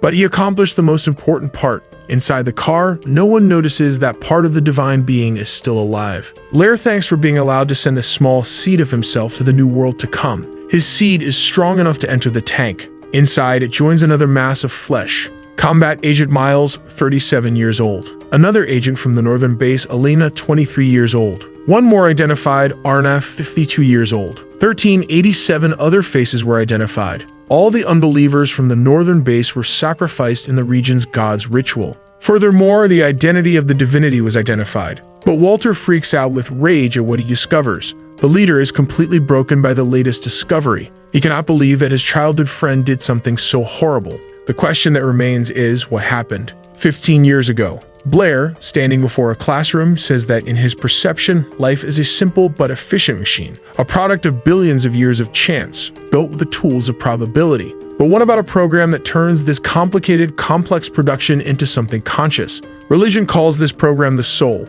It is what guides the machine. Every decision you make says who you are. The decision to take a taxi instead of a bus. The decision to accept a religious person's opinion. Just like that, this is the algorithm. It is what converts inputs into vision, sound, and touch. Then these signals are sent for interpretation by the brain. Thus, we live our lives managed by this algorithm. For this man, there is no such thing as a soul, but it seems someone in the room disagrees. Immediately, the professor calls out the student who spoke, even though he didn't intend to be heard. With no choice, the student shows the news directly from his cell phone. The news says that the rumors have become true. The anchor reports that lately a source confirmed that unethical experiments to confirm the existence of the soul were identified in the East. Today, a regional representative confirmed the rumors. The man says they managed to identify the existence of the soul in the human brain. Continuing, the scientist says they didn't do it just for research purposes. Blair recognizes the young Walter on the news. Later in the city at night, the two friends are in a bar with Blair, still incredulous about the discovery of the soul. There's also the embarrassment the young scientist went through at the lecture, but for Walter, it probably wasn't that bad. For Blair, it was bad enough. Still doubting, the young professor asks if what they found is truly a soul, or just something the laboratory nicknamed with that name. Walter says that in reality, things don't make much sense. Not even he knew about it until recently. The scientist hands the evidence to his friend and says that the company plans to do something with it. Blair is even more impressed that there is proof. This is the two-ball experiment. When a particle is launched into the vacuum, it will hit one of the two buttons. The buttons are triggered randomly, welding one of the balls. The probability is always 50%. Then a prediction experiment was started with a person observing. But two groups were created and one of the people was informed that the ball would fall to the right. It should not have changed anything, but according to the data, people who believed the ball would fall on the other side increased the chance of success to 52%, and the gap kept growing as the number of participants increased. People's belief was determining the future. The first signal the brain gives when making a decision is called the soul, but it's more like free will. Blair says that 3 years ago his friend brought a strange novel, and now this, which leaves another question in the air: what kind of company conducts these experiments? But not even Walter knows what his company intends to do with this information. Blair asks if his partner's wife is still the president of the East, but the scientist says that he and his wife are no longer together, for the simple reason that she is traveling for work and he misses her a lot, and his friend almost has a heart attack with this joke. Walter asks them to leave and he pays the bill. Blair sees the family photo and something clicks in his head. He asks if the reason is Walter's daughter. This whole crazy story about souls and ridiculous experiments is for him to believe that the soul was still alive. But the scientist says that actually it's the opposite. Once, Walter went to visit his deceased daughter, and there he met a man who said he hoped people were wrong about death being the end of life. A life without an end and an existence without meaning. Death is not the turning point of life, but rather the beginning of growth. Anna's life, his daughter's, was not taken away. What this research shows is that Anna completed her life by putting the final points herself. Now he must honor her death. Changing the subject, Blair asks where his friend's wife traveled to. But the answer he gets is that she went far away. She went there, to the moon. Apparently the business trip took her very far indeed. The scale of the rich is on another level. But looking closely, you can see a crack on the moon. Blair seems to notice it for the first time. The wound on the moon is still there today. That is the last sight his dry body can have. A woman was sent to check what happened, and apparently Blair's body is neither alive nor dead. Now the punishment or reward will be administered by the great and only God. She invokes the presence of the omnipresent being. The moon becomes the eye that will judge the Lord of Sacred Blood. The great eye observes Blair's soul. Still young, the doctor swore to dedicate his life to saving humanity. Later, there's the same man with his broken promise and a weapon in hand. Walter tries to wake up his partner so they can leave quickly and catch the plane. But Blair wants to try to help the fallen woman with a still living child. While there is still time, they run with the baby in their arms. Humanity had finally come close to extinction. Because of this, Blair could not care less about his oath. He just wanted to survive. Even so, something made him want to save that child. Breathless, inside the plane, they almost stayed behind, so Walter asks how the baby is. At that moment, not even Blair knows how to answer that question. The plane escaped the war zone. Soon, a great explosion knocks down what was left of the buildings. 5 years later, at the Northern Unbelievers' base, the war was over, and the world they knew was now just a shadow. This is a hopeless world that fell into the hands of the gods. A man appears calling the commander. It seems a patient urgently needs him. Blair keeps asking himself the same thing. Why is he still saving people? A woman waits outside for the operation to end. Does he do it for humanity or a sense of justice? The woman asks if her husband will survive. The doctor gives her the good news. She almost breaks down crying when she learns everything went well. If Blair had known it would be like this, he would have studied surgery. But the truth is that for this man, there is no such thing as a cause. His son grabs his hand to get his attention. Blair tells the child not to call him father, otherwise he won't be able to get married. Then the doctor scolds the child because he had already said he didn't want him in the surgery area. But the boy just wanted to give the chocolate cookie he made for his father. Now he remembered why he keeps saving people. It's because of this boy. With that, the only reaction he can have is to hug the boy. In this world, life is a spark amidst a storm. All he is trying to do is protect him with his hands, until the storm passes completely. He wants to see his boy shine a little longer, since the boy is just a spark. But unfortunately, that didn't happen. Blair blames himself for not being able to protect him. It seems that the people from the sanctuary have been kidnapping and ending the lives of all the children they find along the way. And it seems that the children had sneaked out of the base. Blair can barely speak. The leader tries to say that this child is his son. He couldn't protect him. Is death a complement of life? How can Walter look at this and say it is the complement of life? The one who knows everything says that death can be cured. The true God gave Blair the mission to cure the death that plagues this region. With the power of blood and life, he will be able to perform this miracle. Blair will have the power to bring back all the subordinates who lost their lives, including his son. All will be resurrected in the Elysian fields. Thus, all souls will be able to enjoy eternal life. Immortality is an idea that catches Blair. He remembers Walter saying that death is the complement of life, one complements the other. The doctor cannot accept that death is something natural, but he would rather be destroyed and end his life as a human than join the race of these lunatics. Blair makes a vow in his son's name. He will never let them destroy his child. The one who knows everything says that the man only says that because he does not know the joys of eternity. Blair tells the woman to shut up and stop talking nonsense. To her, ignorance is not a sin, but being born foolish and living in ignorance, that is a sin. The seer says that the vessel they found is still full of impurities, but even so, he is the only one chosen to receive this power, so she asks the other woman to show him a little of the truth. The woman makes a movement, and with her divine magic, she seems to cause great pain in Blair. The effect is devastating on the doctor. The seer then asks again. Again, she offers him the power of blood and life. Without much sense, he accepts the heart. Again, the seer says that this is a gift from God. The one who sees everything tells Blair a new secret thing. In the present, a tear falls from the dying man's eye.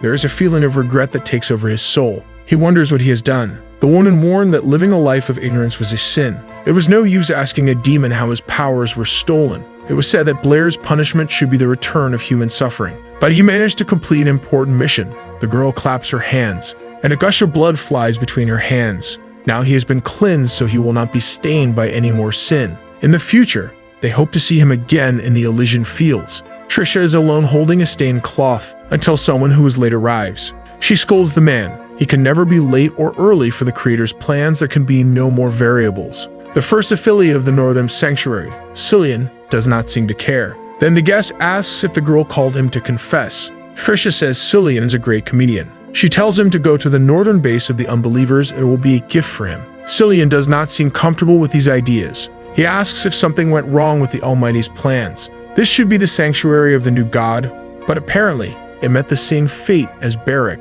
Trisha asks if he is doubting God's plans, but Cillian says that's not it, but that two entities have been defeated, and if the great god's plan is the defeat of the other gods. Trisha does not accept doubts. The girl snaps her fingers and activates her magic, because doubting is a sin. A slashing attack almost hits the entity, and the building is cut in two. Cillian thinks this is a harsh answer to an easy question. Does the great god plan to compensate for the defeat of the other gods? At that moment, two people appear to protect their lord. Trisha finds this another funny joke, and she will write it down. Apparently, these two are still very close to their lord, the second affiliate Ren, and the third Nadira. Trisha says that the omniscience plans are the will of the true god. That's all he needs to know, and now she is leaving. Cillian asks why he should go to the northern base. She replies that he will only find out when he gets there, but it is something he has been searching for all this time. For the answers of God to be fulfilled, he needs to be there. Trisha hopes he enjoys her gift. Nadira keeps provoking the girl for a fight, but Ren says she should have done that before she left.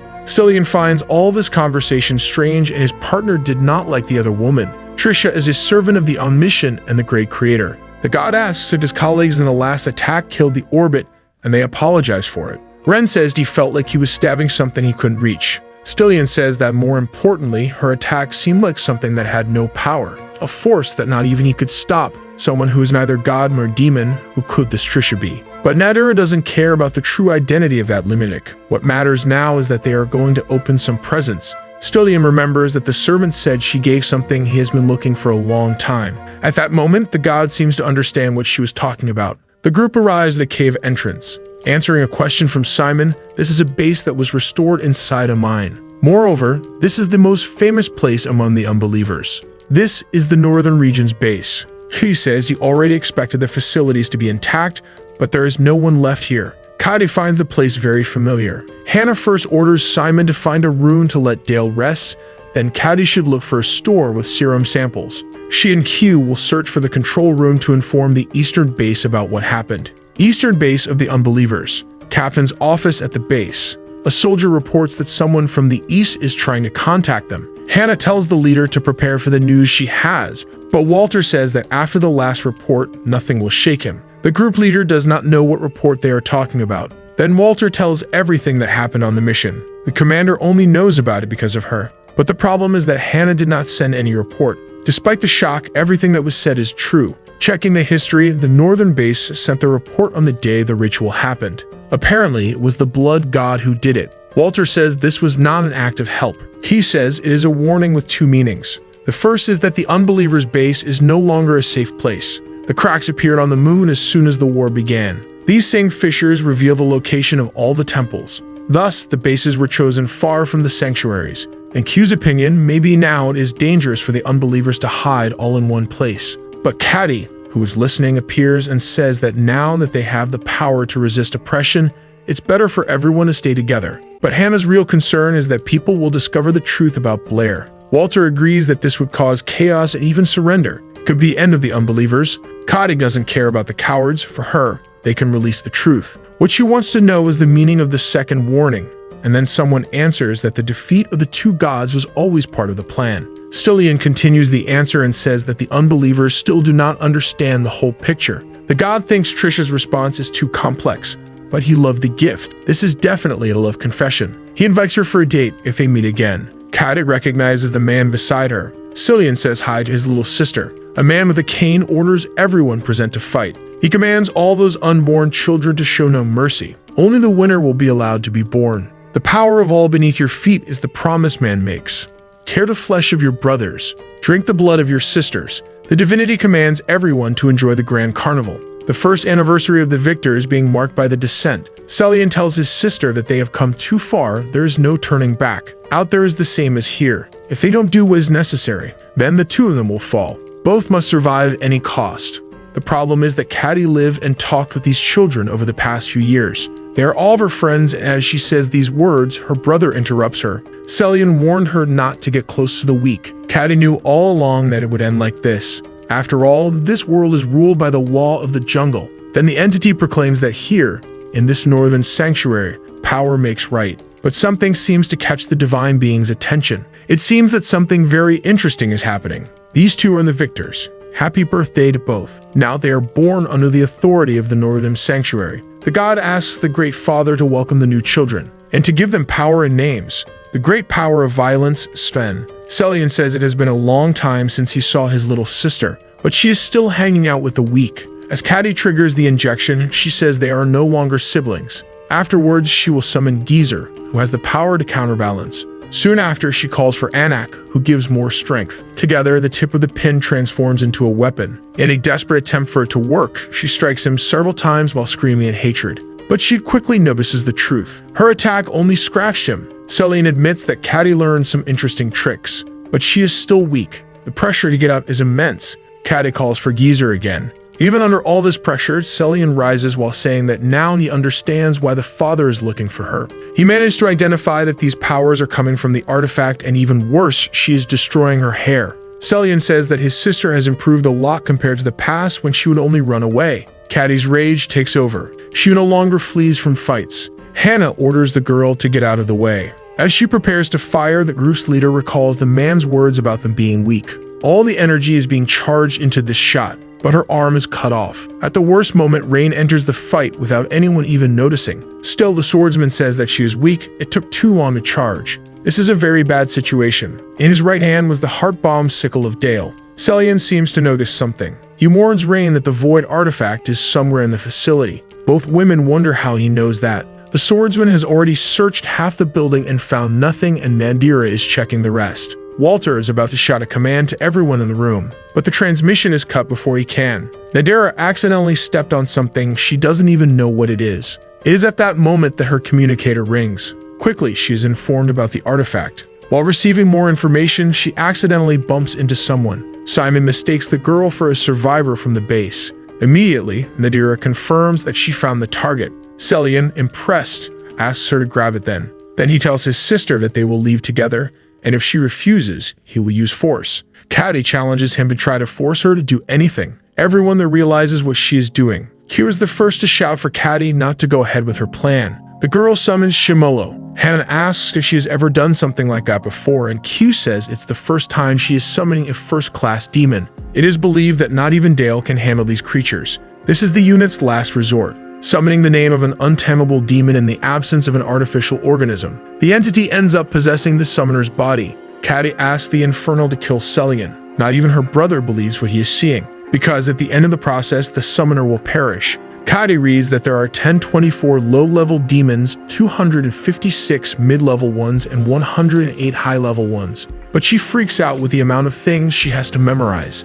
Dale gives her the tip to memorize the names of the strongest demons to use as a last resort. Caddy asks if her partner is telling her to manage her downfall properly. It is better for her to waste her life differently than she did last time. Although she likes how smart he is, Dale considers himself smarter than her at least. Somehow, Walter thinks these two kids strangely match. Then Caddy searches for a high-level demon name to summon, but for some reason the list starts at number 2. Walter explains that the first is hard to rank because he made the podium organized by strength. Dale says she would never be able to control this creature, and as he goes to say its name, she tells him to be careful. It is Shimolo, and it doesn't matter who is calling. This demon never answers his summons. Moreover, Dale says this is the strangest infernal he has ever encountered. To begin with, this demon has never been in hell, but in the void, and it was also the first one the protagonist encountered. Shimolo is his master. Katie then asks why he doesn't answer Dale's summons. The answer is because the master does not come when a man calls him. Shimolo is very pleased, since he loves to answer the call of young women. But the demon is pissed because Dale did not show up to receive his master. Without any hesitation, Celian hits the creature with everything he has. What Caddy's brother wants to know is who this creature is, and more importantly, what he did to his little sister. Shimolo even considers his host's name to be very beautiful. Soon after, the creature turns into smoke. Then it appears behind Celian asking what his relationship with Caddy is, and if they are of the same seed but from different nests. Already losing control, Celian grabs the demon by the face, again slamming him into the ground. But once again, Shimolo escapes through his fingers. The demon finds it funny to have been dragged into a family fight. The creature guesses that the two don't get along. The creature wants to know why the man isn't using his divine powers. Maybe he's afraid of hurting his sister's body. Rain takes advantage of the opening to attack and tries to cut off the monster's neck. At first glance, the attack is extremely successful. But with great seriousness, Celian asks what the hell Rain thinks she's doing. The swordsman says this is a special order from the father. Caddy must be taken alive or not. Apparently, not even Celian knew about this. At that moment, Shimolo's body is moving. The demon makes a sign with his hands, and his neck reattaches. Soon after, Shimolo finds it amusing to have found another interesting person, but Rain does not understand how she is still alive. Quickly, Celian steps in front of his partner, and he bangs his fists together, activating his powers. An energy field forms around him. Shimolo also brings his hands together, and the demon begins preparing his trick. Then he makes another sign with his fingers, and hundreds of cuts are launched at the fist barrier. Celian's arms are all injured, but the demon prepares a magical signal, and a barrage of cuts comes from above. With that, the barrier is completely destroyed. Hannah wants to know how long Caddy has been possessed, and Q replies, "It's been 5 minutes." For the group leader, that amount of time makes no sense. The scientist says that by his calculations, she should withstand it for at most 30 seconds. Both have no idea how she is managing it. Q asks if the ability of the first demon Dale spoke of is real. Caddy doesn't understand why the strongest demon is weak. Dale tries to find a way to explain. His master is weak in his own way, but that explanation doesn't help. Dale says his master is just an old demon with only one extremely ridiculous ability. Shimolo is definitely having fun. Rain says they need to finish the fight soon. The swordsman has already used too much energy outside the sanctuary. Celian tells them to deal with the opponent's hands first. Every time the hands touch, some ability is triggered. Soon after, Celian charges into the attack. Shimolo finds it funny that the boy still has energy, but now the demon needs to fulfill his promise to the lady. Celian traps the creature's hands and strikes it, giving his partner the opening to cut off the demon's arms while it's blinded. The infernal's limbs fall, and Rain celebrates the success of his attack. Shimolo says that his opponent planned to stop him from completing his mantra, but the demon asks if Celian knows the meaning of these symbols. Yet the boy has no idea where this conversation is heading. Shimolo says that everything has meaning, and every meaning that man creates has a name and a power associated with it. Dale says that his master's ability is something that neither god nor demon can use. The master's identity is that of a void contract from a previous world who hunted gods with an army of 72 demons. Q and Hannah read several times about the ability of the contract, but they couldn't imagine what it meant. Shimolo summons the names of infernals that no longer exist. Dale feels nothing. He doesn't see, he doesn't hear, and he has no sense of touch. All of his senses have disappeared. Maybe this is death. Probably the old man has won. Not even Dale knows what he was thinking when he shoved that stone into his heart. Maybe it's all a feverish dream.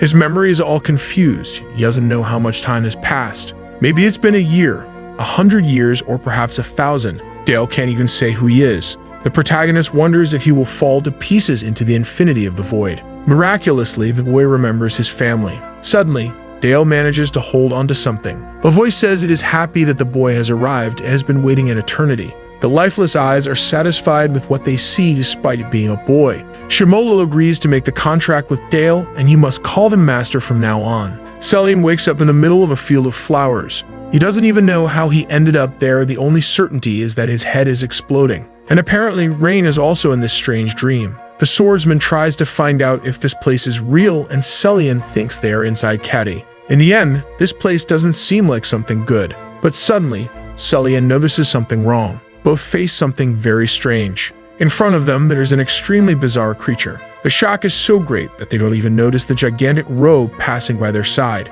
Throughout the field of flowers, these monumental monsters walk like simple animals. Both don't know what to do if they will be attacked or what is happening. But it seems the monsters are not interested in them. Suddenly, something inside Celian begins to move. Something comes out from under his skin, and this thing grows like a seed. Then it opens like a flower with a tiny creature inside. Celian's mind completely glitches. His reaction is to crush this strange thing. It seems that this thing was born from his power. Rain reports that her power is disappearing. Celian says he feels that someone has been watching them since they arrived in this place, and it's coming from behind them. A rift opens in the air. Shimolo points to the staff and asks the boy what that is. Dale thinks carefully before answering that it is a wooden stick, but the demon hits him for the wrong answer. The boy is already frustrated. The creature just keeps hitting him instead of at least giving him a hint. Shimolo says it is not a staff, a stick, or a pipe, and again he asks, "What is this staff?" Again, Dale searches for an answer in vain, and the demon says he is correct. The Kain is what is in his mind. The gods are born from the meaning that humans create. Dale answers, and he also knows that demons are born when things are forgotten. Therefore, all should be free of meaning. That is the best way to deal with a god. Demons can fight gods, but not enough to annihilate them because they cannot completely escape their former meanings. Those that are unpronounceable, those that exist outside these realms, have escaped all logic. Those are the true enemies of the gods, and knowing how to deal with them, the protagonist can deal with anyone. Practice perception without seeing. One day, Dale will need to use the power of the unpronounceable ones. Someone explains to the visitors that they are now in a different and deadly realm. Trisha advises that from now on, it must never look back. She created an exit. All they have to do is walk backward and follow it. Celian wants to know why he can't turn and look back. Trisha says he shouldn't be curious. She asks them to block any thoughts and convince themselves that nothing is happening behind their backs. Again, she reinforces there is absolutely nothing behind them. The beings of this world, one of those who cannot be named, have no meaning at all. Until one day, a soul was born and a name was given to it. I will call this a flower and assume that there must have been a soul that began to create meaning in this world. Every decision that one alone makes shapes reality, but among them is the decision to create meaning. Then a god is born. In the demon's world, this place is known as the upper realm, and the obsession of a being who became known as the god of flowers began. A desire for more work, a longing for more divine authority, and an obsession with eternal immortality. A suffering from the obsession even after becoming a demon persisted. An obsession with a lost pain and a forgotten name. This was given by humans, becoming the very frills that created its obsession, but originally you never wished for a name. Being sent to the void was a form of salvation to spare you from suffering. Trishara, that is a name that does not suit her, according to the demon. The creature asks how she managed to return, or rather, why she returned. Trisha says that the demon knows very well her motives. In the end, she intends to challenge Providence. To the girl, Shimolo still understands nothing. The one whom the demon serves is not Providence, but rather the curse. But the monster thinks that this is just a way of seeing things. Trisha warns both of them that all they have to do is walk backward. No matter what happens, they cannot turn around. It is only 4 steps. With that, they begin the walk. Shimolo recognizes that the girl does not intend to return from where she came. For Trisha, this is the farthest she has managed to go. The demon does not understand why she strives so much. She is willing to be sacrificed just to disturb Providence. Even under attack, Shimolo continues to wonder why she acts like this, because she was his first disciple. Trisha acknowledges that it has been a long time since she last saw her brother, or perhaps he does not recognize his own sister. The great entity of flowers clasps her hands and activates her divine magic. The boys take their second step backward. Rain wonders if they are doing the right thing since he thinks he feels something behind his back. At the same time, a side effect happens on the swordsman's arm and Celian tells his partner to stop thinking about what is behind them. But Rain doesn't care. He wants to seize this opportunity. His father's belief, the Lord of Violence, taught him to face the strongest to become the strongest. and right behind them there is something more powerful than anything they have ever faced. The third step is taken and the swordsman decides to stay. The gigantic hands are cut by magic. Trisha makes the same signs that Shimolo made in the last fight, and a lightning bolt rises from where she is. The fighter is almost fully transformed. For some reason, the strange creatures are now flying across the field of flowers. The giant being stares at the small planet, and its gigantic mouth opens to swallow the globe like a black hole. With a single bite, the planet disappears. On the fourth step, he is back. Celian returns alone from the other world. A man asks why he is the only one. Celian admits he only returned because he made a choice in his moment of vulnerability. The Lord of Violence knows that his son encountered a much stronger enemy, and in his shame, he admits that he acted only with the intent to survive. First, the god orders his son to prepare the rituals. The giant entity is torn apart, and Shimolo admits that his apprentice is stronger. Trisha says that once the demon gifted her with great meaning, something that had been completely forgotten, erased from all words. She tried to gather similar meanings, but the concept itself had disappeared. Once she was taught that to truly be free from suffering, one must abandon one's own name, and yet the loss of meaning gave her more power. Trisha says that he used this to deceive their poor brothers, turning them into mindless weapons, but they too had names, and then she recites all the demons. Shimolo asks how she still knows these things. It is because, even after being swallowed by the void and being transformed into a demon, the true name never disappears, which is why the suffering is eternal. Although there is indeed a way out, she is the first of the 72 Ball. She will destroy the providence of the world using the power of the great god. Shimolo cannot believe what he just heard. Destroying providence is something impossible. Ball thanks him for knowing the meaning of her true name. The demoness, with her powers, manages to separate Shimolo from Caddy. Then she sends the girl to where Celian went. The divinity comments that his son succeeded in his mission. With these powers, Baal can even divide herself. She has the ability to connect with her parts from different realities. Baal can see all realities, all times, and dimensions at once, and in one of those places she found him. Shimolo seems interested in what she is saying, because she says she found the one who knows the power and the true lessons of God, the first and only being. Then the demon asks if God gave her any answer. A single and silent answer. He is about to descend.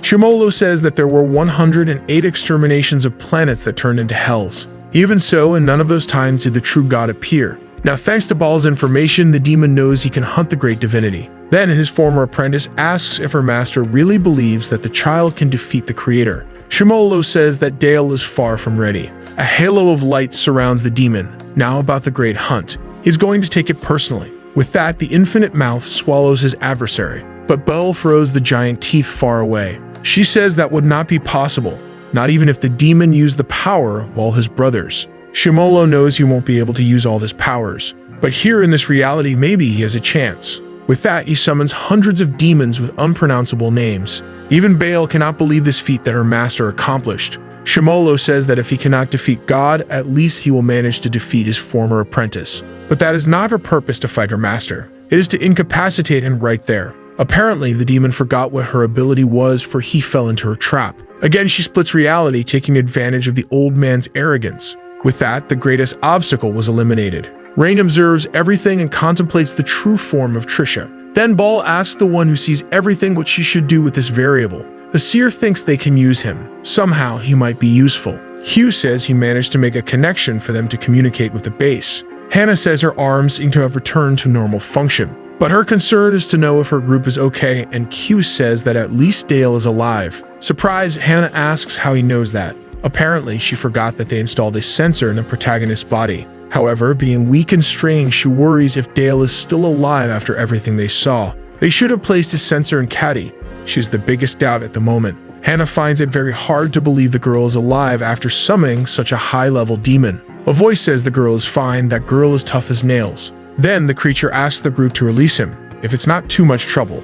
Rain doesn't like being called a variable at all. Baal says that the Omniscient also foresaw that there would be some complications in the plan. The swordsman disagrees. He chose of his own free will to stay. Therefore, he is not a variable. It must be someone else. Taking advantage of Hannah's lap, the little monster says he is Dale's master. Kitty seems to have tracked a follower, and apparently, one of them is very close to where they are. At that moment, Dale enters, wondering what this bunch put in his blood. They seem relieved, and Q asks if the protagonist managed to defeat the temple followers. But Dale has no idea what he's talking about. Then Nadira arrives at the temple, introducing herself, all happy that she returned with a relic. As her lord described, it was a handsome man with short hair. For some reason, Nadira finds Simon very charming. The god punishes the girl, making her walk only on her hands for a week, but she takes it as exciting training. Ring is absolutely sure that the variable is Nadira. For some reason, Nadira is nervous about being punished, and apparently it's Simon's fault. But not even he knows what is going on, he was simply kidnapped. This girl is completely crazy. Anyway, Nadira explains that Simon now has only two options: either he passes the test or he perishes. But the guy has no idea what she's talking about. Apparently he has no clue that he is in the sanctuary of violence. It doesn't matter the reason that brings people to this place. Everyone who steps into the sanctuary must prove themselves. A sphere comes flying toward the prisoner. Nadira is hoping he proves he is not a waste of time. She explains that everyone in the northern region has one of these. With this object, she is giving him the power to create any type of weapon. Simon finds it funny that she is giving weapons to the person who is going to be sacrificed. From the father of the sanctuary, he doesn't care about anyone's origin, and besides, no one ever said he is his sacrifice. From now on, Simon is part of the family. After that, she pushes him, but only if he survives. Nadira is really hoping he lives. The guy is her type. When he returns, she truly hopes to marry Simon. The rules are simple. Only one can remain standing. Ball says she doesn't care who the variable really is. In the end, the greatest obstacle has been removed. But there is something she needs to confirm. She wants to know the true reason Rain stayed. Moreover, he better not lie. The swordsman then says that his true goal was to find someone. He wants to make a contract with the demon Nuss. Rain heard that this being has been looking for someone, so he came here. Ball is impressed with his ambitions, so she will let the swordsman meet him. Shimolo tries in every way, but he cannot escape from his prison. He finds other genes in the body of the little demon. Hannah wants to know whose DNA is mixed in, but the probability is only one. The one who sees everything explains what Blair's main mission is. It is to neutralize the existence of the Demon King and the leader of contracts, Shalomo, blocking his profane mouth, binding his arms and legs. That was Blair's true mission. In the end, they have merely been following the god's plans. But in the end, none of that matters because they need to go save Caddy and Simon. However, Hannah is against making a hasty decision. It seems there is still a prophecy that the gods are making them follow. Shimolo asks what kind of prophecy they are talking about. Hannah tells about the predictions that were written in a book. The demon takes it for himself to analyze what she said. The conclusion he reaches is that this is not a prophecy book. At that moment, the captain appears again on the big screen. The little one recognizes Walter as the pig that Dale mentioned to him, although the protagonist defends himself, saying he never said anything like that. Walter also knows that the little creature is Shimolo. The demon thinks everyone there's a bunch of fools, because the book is not a prophecy, but a message. That's why there is no such thing. The future is not something fixed. The future has millions of different branches, and what will happen is drawn by cords of recognition of believers. And the many avatars of these cords are souls. If all these spirits are forced to believe in one thing, then that future will be chosen. Because of that, this cluster of souls that is being united is the true power. Looking at this prophecy book, you can see some events, but no cause is recorded. Every time the gods interfered without a real cause, their goals were blocked. So probably these texts were sent to induce followers. But most importantly, the gods cannot interfere with human choices, so they can go save the girl without fear. To be sure, he wants to know if Kari would have died if she had summoned another demon. The demon says that would not have happened to her at all. He says that she's a power, but no one understands what he means. Back at the Northern Sanctuary, Kari is awakened by a giant hand. She wakes up with two beings holding her by the arms. The father says he was worried about her, but it's good that she was brought back to him. He feels very lucky to have the most powerful daughter, capable of using both divine and demonic powers. Simon falls seemingly forever. The fall is so long that he can think that this is his end. Even if he doesn't want it, that it ends this way. There are things he needs to apologize for, and things he hasn't accomplished. Simon also wanted to finish some tasks. There's much he still wanted to do. Suddenly, his weapon comes to him. He remembers that the crazy girl gave him the ability to create any weapon. Probably he can do it just by imagining. It's worth a try, so Simon tries very hard to use his head. He imagines the best weapon the Eastern region ever created. With much effort, two hands appear to hold him. But it didn't last long. Maybe he needs to imagine with more detail. Anyway, he's alive at least. A hologram appears to start the games. It's time to see who will be the chosen child of the sanctuary. Simon thinks these guys are crazy for even making the non-believer compete in this test. The presenter says that in this game, only the strongest prevails. All he has to do is prove his worth. Then the chains are released. From now on, he must survive until the end. For that, Simon will face 100 opponents. The odds are not in his favor. A boy breathes in deeply and then exhales. He has been training every day for years to become part of the sanctuary. His fate, his family's, and his villages depend on this sword. He can feel the power flowing through all the fluids in his body. Nothing will be able to stop him now. Surely he will win this challenge, because there are promises he needs to fulfill and people he must protect. So he will win for all those who believed in him. The swordsman is ready to begin. Now he can fight until he's the only one standing. With that, the door to his challenge opens. Holding his sword, he fears nothing. Even in a room surrounded by powerful enemies, everyone stares at each other, ready for the inevitable. The boy grips his sword firmly. He only asks everyone to wait a little longer, because he will come back. But then a slash happens, and a creature turns the boy into mincemeat. The creature doesn't even know exactly what it did. The presenter says that here, despair is useless. In reality, what makes you strong is not your past, because where you come from doesn't matter. Who you are doesn't matter in this place. Forget the process and show results.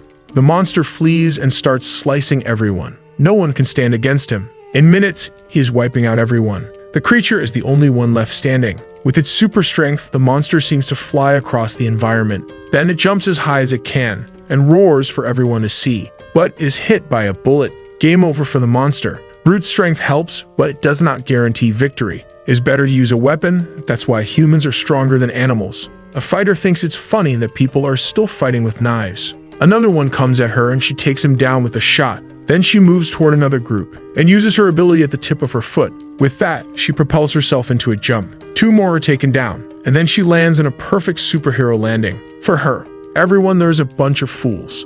If someone is going to use a weapon, at least they have to know what they are doing. Using these tools, humans were able to defeat animals, but that's not what they are facing now. The shooter notices a strange movement. Apparently, there's still someone standing, but the bullets have no effect. What she is facing, in her view, is cheating. They are fighting human with a weapon. This is a different story. To win a fight like that, you need a bigger weapon. The robot prepares all its attacks. The explosion destroys the entire room. There is not much left of the place. Even Simon can't believe it actually worked. The candidate has been decided, he will now be reborn. But the presenter receives a message before completing the sentence. Apparently, these are orders from the father himself. The order for this recruit is to have a final test, a special opponent for him, and apparently it's someone who leaves the presenter speechless. Someone storms into the room. Simon knows exactly who she is. The number 0 member of the Northern Sanctuary. It's his companion, Kati. Someone asks the name of the child and the mother replies is Katerina. The man orders her to get rid of the child. He also doesn't understand why she had the child if she cannot care for it. Kati is then abandoned in front of an orphanage, until someone finally calls out to her. Then the nun says that the boy just got a sister. With this news, the boy's eyes fill with joy. One day there was a city, but today that is not the reality. At the gates of the Northern Temple, a small group introduces themselves. Killen and Katerina are the names of the children. The Guardian finds it admirable that the children have managed to come so far. Now the boy takes the name of the father of time, Killen Svensson. The same happens with the girl who becomes Katerina Sven's daughter. The little girl repeats her new name to herself. Humans receive a name after they are born, but they are not humans. They are servants of the gods. After receiving a name, they cannot face their birth. When a person is born with a new name, they gain a purpose with the gods. This is what it means to serve the divinities. Kati tries to recognize her own body upon awakening. The father congratulates her on her first meal. Then he gives her first mission. After that, come the rewards. Of course, there is also the first casualty. Servants can be recreated as long as their master exists, for this is Catherine's second life. Simon is happy to see his companion. But before he can continue talking, the attack comes. Catherine says that in this second life, she will never disappoint her father. Somehow, she made a mistake.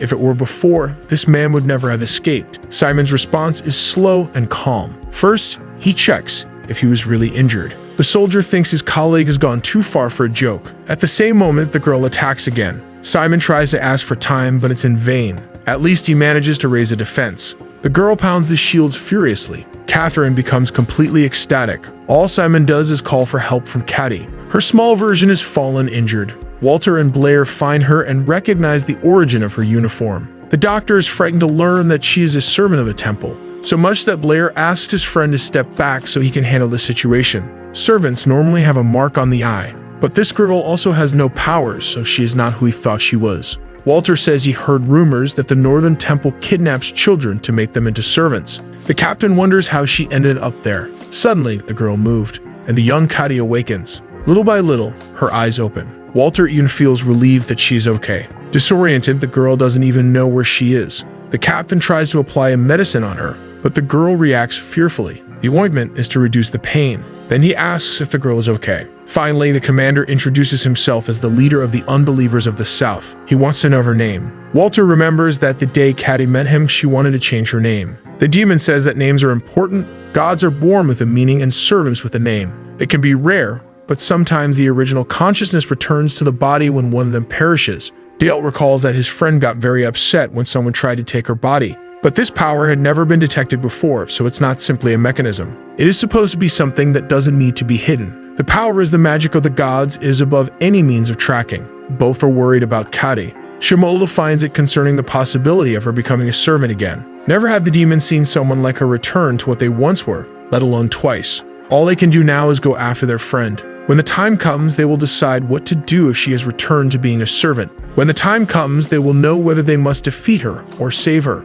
Walter has an old memory. His daughter gives a strange name to a hair tie. The little girl doesn't care because it is a valuable gift for her, just like everything her father and family represent. Later, the hair tie called Basacha is given to Caddy. That is the name of Walter's family, and if she's okay with it, the girl can have the same name as his. Catherine continues to relentlessly attack Simon's defenses. Little by little, he feels pressured. She's almost regaining all her lost sensations. Simon is at his limit. He feels like his brain is going to explode. Since it's like that, someone tells him to rest. In a second, Catherine retreats. The partners have an option. Before seeing her, the protagonist believes she could be saved. But now it's kill or be killed. Dale tells Simon to run as fast as he can, but Catherine doesn't allow it. Of course, our hero steps in front and Simon leaves the scene wishing him good luck. The servant doesn't have much to do now. Dale warns that from now on he will fight for real. So he expects her to use everything she has to survive. But the funny thing is that Catherine has no idea who the person standing in front of her is, but there's only one answer. Dale goes to battle because he is her partner. Shimola reflects on the information that the one who gave her power was the god of violence. The abilities of this god that they know so far are that the stronger the opponent, the stronger you become, and the ability to create weapons from imagination. The demon says that these things don't matter, but rather the meaning of violence, although this time for Dale, it will be quite difficult. Q says that the protagonist has already defeated 2 gods, but the next challenge is one of the 3 strongest. Maybe this time even a servant could defeat our hero. Shimolo says there are 2 things that determine the power of a god. The first is the number of followers, and the second is the meaning of their name. Although the last gods had many followers, their names had weak power meanings. The more specific the name, the weaker it is. The more ambiguous, the stronger its power. This information is etched in the minds of everyone there. Walter agrees that gold is a type of metal and blood and life are easy things to classify. But violence is the opposite. As promised, Dale doesn't hold back. He flies like a bird into the attack. Catherine recognizes her opponent as the relic of the void. The girl manages to dodge the attack. With her power, she forges a weapon. It's a surprise to her that her target simply appeared in front of her. The hammer strike causes a fire explosion. Dale says the destructive power was great. Now the accuracy was terrible. He's starting to think that his partner is going easy on him. Or maybe in reality it's something else. Maybe she still can't control her body. Quickly, she transforms her weapon and cuts off her opponent's arm. For some reason, she aimed at the arm instead of the heart. There is conflict in Catherine's gaze. Apparently, there is still hope. Caddy is also fighting for the body. Her servant's side swears that this time she won't disappoint her father. She seems to struggle a lot against herself, but slowly Catherine wins. Her arms stop trembling, and she attacks Dale again. The protagonist comes to the conclusion to leave this fight to his partner. The trust in his partner is so great that he says he will use demon number 23 to react properly, and the hand alone gives a thumbs up. There's no way Dale can avoid smiling. The demon gluttony is summoned. An army of skulls rises from the depths. Actually, those were the backs of a giant monster. A huge monster with the body of a fish. Swimming through the air, the demon goes to its summoner. Next to the 2, the creature is monumental. Its movements are destructive to that place. Catherine closes her eyes, and when she opens them, something has changed. She's inside the whale just like Pinocchio. Dale says he knows about her ability to evolve by fighting strong opponents, so he thought of a way to defeat her without strength. Catherine asks what the plan is, but it's still the same. Dale will defeat her and bring his friend back. Suddenly, the protagonist stabs his own chest. She has no idea why he's doing that. Before she can say anything, she feels an invisible attack. Dale explains that in this hell, all pains are shared. but only the pain, injuries are not affected. Dale shouts for Caddy to listen to him. From now on, the protagonist will do everything to defeat her, so she can go all out. Catherine finds it confusing that the protagonist is trying to save her while at the same time wanting to defeat her. But that won't stop her. She jumps into the fight. Catherine says it would have been easier if he just stabbed himself and ended it quickly. The sword attack carves a road into the flesh, but it seems to go wrong. Dale says that if she's trying to escape, it won't work. It's only possible to leave there with his permission.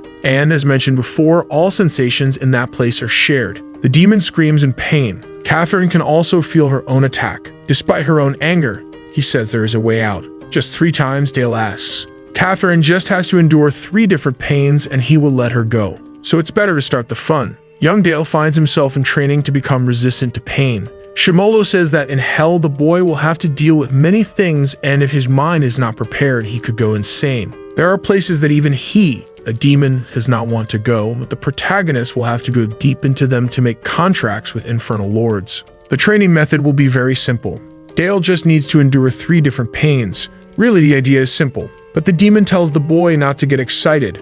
They are the worst pains of the underworld. Shimolo summons Gluttony to start the training. Both are devoured by the whale, and it's time to start with the first one, the pain of Sweeblure. A demon with an insect appearance is summoned. Catherine didn't expect to have to deal with moths. Dale then crushes one of the creatures. Immediately, the girl turns into a skeleton. This is the pain of death, the inevitable moment of failure. It's something every human can imagine. Physical pain does not compare to the suffering of the soul. As Catherine herself has now realized firsthand, even an insect that dies can feel this same pain. Incredibly, the girl is not frightened. That's because she has already experienced this sensation before. Only Dale never imagined she would give up at this part. Now it's time for the second pain. Catherine feels strange. It's as if she is transcended. No word can explain. The purest infinite pleasure. Ironically, this is a sensation that the end of life can cause, and it was only possible because of the sacrifice of hundreds of insects. The problem is the emptiness that comes right after. It is full of pain. The fallen is suffering after pleasure is unimaginable. Catherine is struck by the corruption of pain, and it's worse than anything she's ever imagined. Nothing prepared her for this. And when Caddy appears and asks her to give up, her counterpart seems surprised to see her. Caddy says that if she backs down now, she agrees to live with both internal personalities. But Catherine's side is deeply offended by the offer. Since she insists so much, there's no other way. She herself will cause the third pain. Shimolo says that now only one is missing. Young Dale begs him to stop. Then the demon asks if the boy has already given up on avenging his family. With those words, he reminds him of his mission. And that's exactly how the demon likes it. In fact, the creature that swallowed them comes from the worst of hells. Surely the boy has no idea where Shimolo wants to go. The next experience is from the same hell from where that whale comes. Catherine asks what the third pain is. The answer is empathy. She will be forced to strike Caddy to understand her, and thus she will experience the agony of despair. Catherine is sent to a completely different place. She sees the great ocean.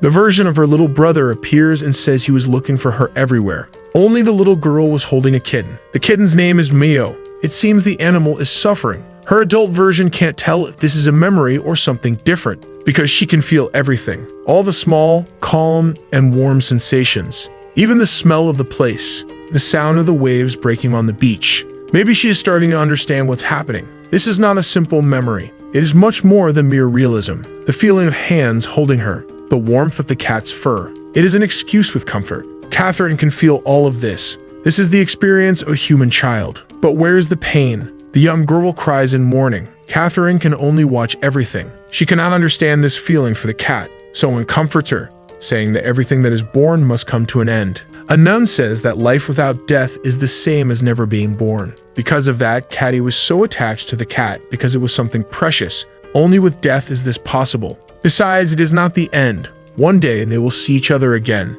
Catherine says she can endure this pain. One day the house is normal, then comes the end with the light and the new world of the gods. Then a stranger arrives at the house. The nun is thrown to the ground. The masked men say they are not here to hurt her. He knows that the woman has the duty to save lives. The place looks like a well-kept orphanage, although at first glance there are no children here. Now the world is broken with the war and the weak are falling one by one. Taking these children would be an act of mercy. That's why the masked man wants to know where they are. The nun wants to know if their god will treat them well. Exactly how the children being dragged by the hands will be treated. But the nun says it's too late. God has already taken everyone in the house. The people in that photo died in the war. Then the woman describes how each of the children was taken from this life. In the end, the nun blames herself, saying it was because of her weakness. But right after, she gets punched. The masked man knows there are still 2 children living there. He already knows everything, and as he says this, a noise comes from under the wood. Trembling, the 2 siblings try not to draw attention. Unfortunately, the masked man finds them. In a desperate act, the nun bites the man. The sister will never let him take them. Kadi falls into despair, while the nun begs the children not to come out from hiding. In anger, the masked man ends her life. The shock of the scene is inevitable. After that, the invaders still try to talk to the children with a fake smile. Catherine wonders if these tears are the pain of despair, but Kadi says they are still far from it. She's already starting to get scared. At that moment, something strange happens. The cabin is destroyed and it is raining blood. The invaders are all annihilated. A man clears the way for the passage of his god. On that day, the children were saved, but not of mercy. Yes, by an existence stronger than anything. An existence that remained above all, and led her to true despair. The god of violence, Sven. By chance, the god sees the children. It is the first time they see a deity. At the same time as they witness violence, Sven then calls his servant. He asks to bring some water and food, then to deliver it to these children. Because there is a prophecy about this event, the one who sees all says that for the path to the sanctuary there will be 2 children with intact necks, standing on their own strength, the first son of violence, and the second daughter of chaos, who will have the blood of god and demon in her veins. Sven invites the 2 to his sanctuary. He leaves enough food and water for them to reach his temple in a week. There the god will wait for them to turn these children into the strongest. With these words, the deity goes away, leaving them alone. Her brother asks little Kadi not to cry, but she can't help it, though her brother insists. He asks her to remember the nun's words. Everyone in the photo, including even the cat. On the hill, the sister finishes her prayer. She knows that in this current world, things have been especially difficult, but she prays that the 2 of them survive at any cost. All of them are gone for a reason. It's because they were weak. Kadi finally stops crying. The boy gives his sister one last hug and swears that he will survive no matter what, transforming himself into someone truly strong. Looking back now, maybe Killian's obsession with becoming the greatest started here. After that, they immediately began their journey. Their odyssey becomes stronger, all because they had to survive. Was there no other way? Thinking about it now, both had to go through harsh training. Over time, the reasons faded away, leaving only the desire to become the strongest. In the end, that was Sven's goal. The reasons, as time went by, became more and more distant. Their trainer says that both of them have not yet been completely reborn. They are still trapped inside the eggshell. They must escape it to be properly born. To break the egg, it is simple. Other children there are also going through the same training. Everyone is being taught to steal, lie, betray, and take. They must steal power from their brother, because that is the essence of violence. The brother was the first to break the egg. With that, he awakened as one of them, stealing the power of the one who taught him.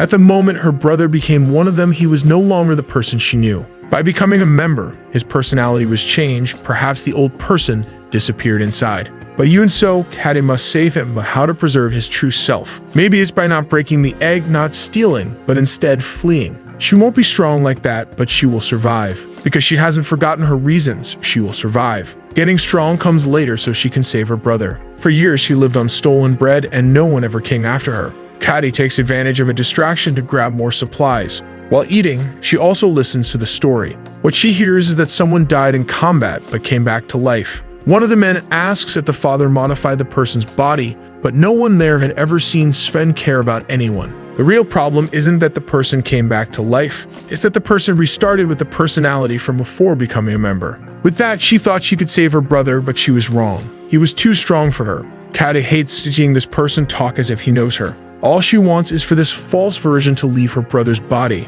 The problem is that his personality never really changed. A group of slaves holds up a giant torch for the god to light his cigar. Sven, bring your smoke in peace. One of his servants informs him that the ritual preparations are complete. Then he orders them to bring Cillian to him. This is the southern sanctuary, ruled by the god of violence. The rituals of this place are divided into 3 types. The first is a fight until only one is left standing. The second type is a battle between 2 groups with one winner. Today will be the 3rd type of ritual. Cillian, the first follower of the sanctuary, is ready to begin.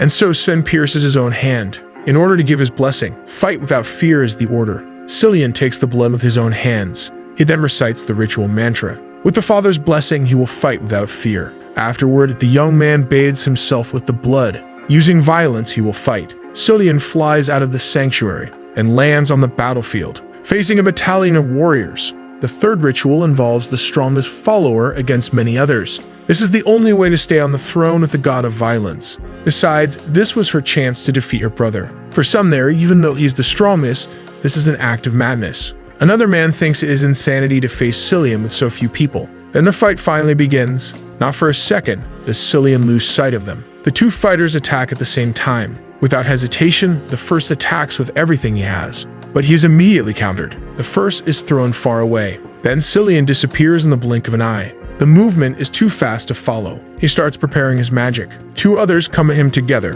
Cillian clasps his hands, and two giant thumbs crush them. The strongest follower wants everyone to come at him at once to end it quickly. Without hesitation, one of them takes the lead. As requested, everyone charges together. Then Cillian makes another hand sign. The Colosseum suffers a massive explosion right after. Not many are left standing after that. Cady is one of those still resisting, but he is much stronger than she expected. Cillian finds his sister amid the chaos. One of the combatants tries to take the opportunity, but he is like a fly. Everyone who tries their luck meets the same end. They are thrown like insects to the ground. Facing her, he is finally happy that Kat has revealed herself. A large group tries once again to seize the new opportunity. Cillian then punches the air quickly, and it's as if he shatters reality. Kaimi watches helplessly at the damage done.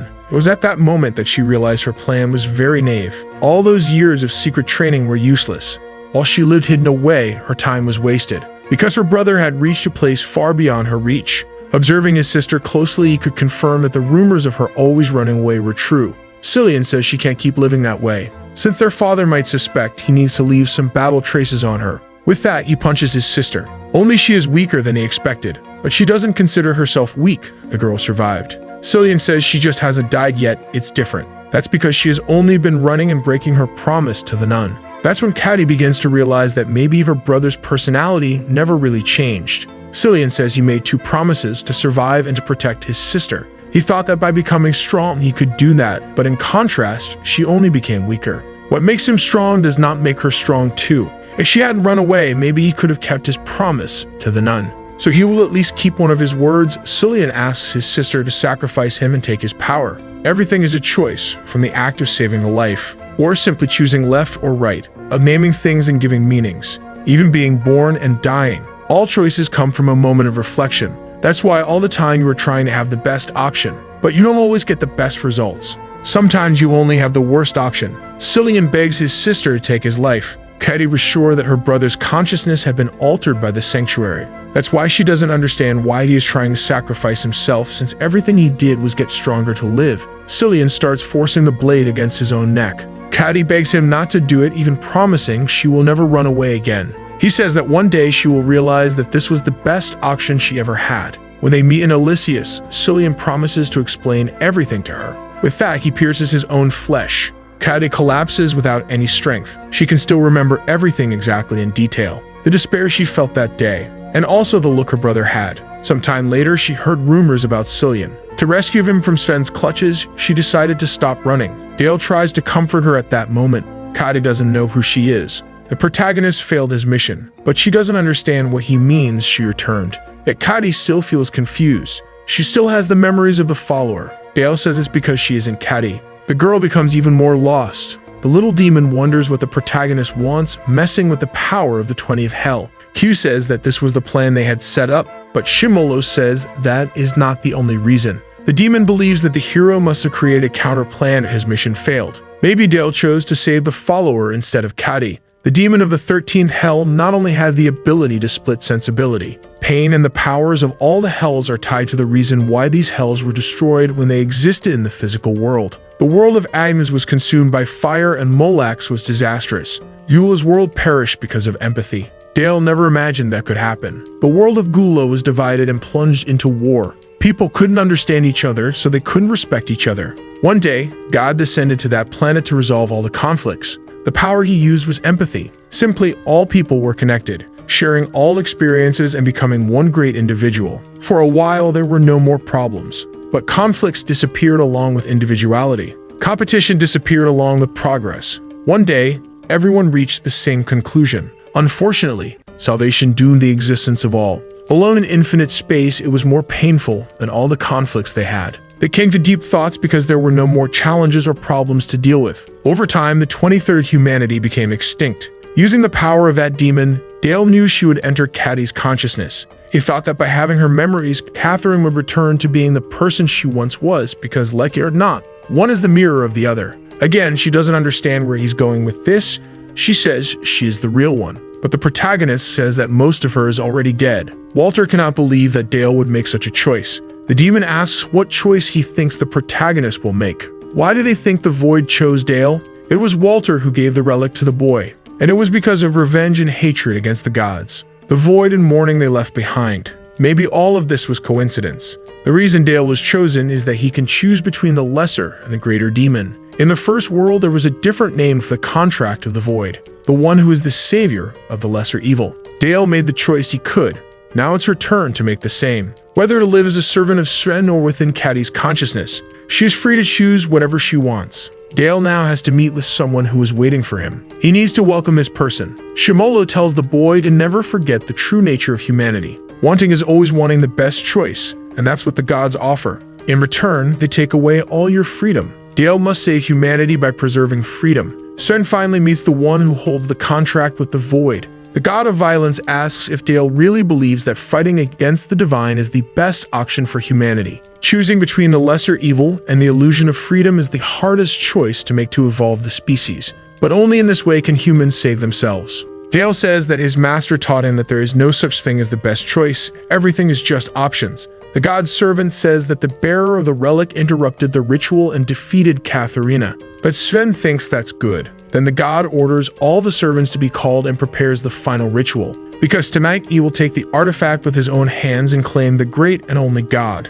The servant begins his presentation. Drums play according to the rhythm of the words. Today everyone will witness a new world ruled by violence. On the night of the full moon, everyone will watch their father, the omnipotent power. The music becomes more intense. Everyone heads to the Elysium. Sven is summoned from the blood, the great and powerful god of violence. With the cloak of blood, he presents himself to everyone.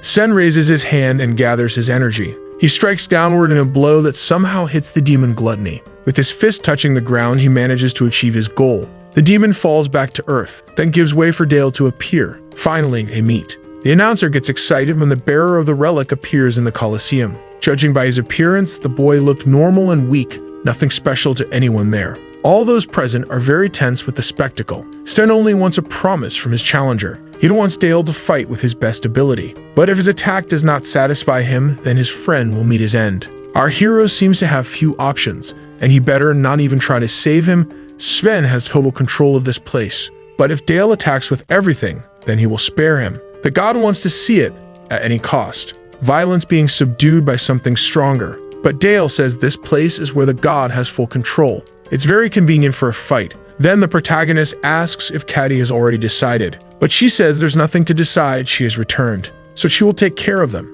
In the next second, Caddy is facing her brother. Again, they have met. Nadira is surprised that the girl is alive. Caddy says it's about time they settle things once and for all. Dale knows that Sven didn't expect this outcome. The god admits that his daughter has changed. But the protagonist tells him not to worry, Sven will like his attack. Now Dale asks the god to choose between his left or right arm.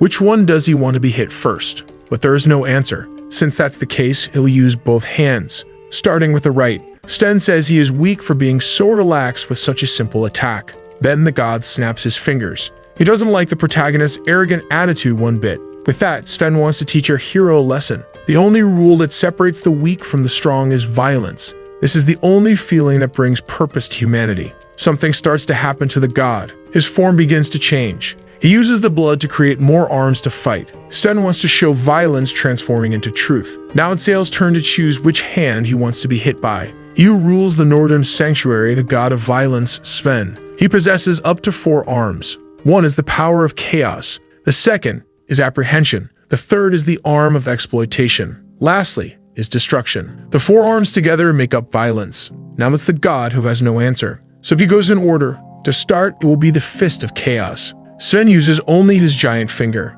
and touches Dale's forehead. Chaos always starts with something small and insignificant. The loss of power, the collapse of order, then chaos explodes. Humanity loses itself from that point on. In the end, violence reigns. Violence ruled without order. This power ravages humanity. Then comes the second fist's oppression. Dale is then crushed by the punch. This is the power that crushes humanity, preventing them from seeing anything. It takes away their hearing, denying their speech. Dale is completely oppressed, left with no option to counterattack, until a giant hand comes for him and crushes him completely. Kaede prepares to fight as well. She creates her usual blade, then begins her attack. Her brother defends himself only with his arms. Cillian asks if his sister has returned to what she was. She doesn't understand what happened, but their two memories have connected. This is confusing even for him. Kaede thanks her brother, saying this was only possible because of him. Then she summons the power of Enak to amplify her strength. Nadira has no idea why, out of nowhere, they started fighting.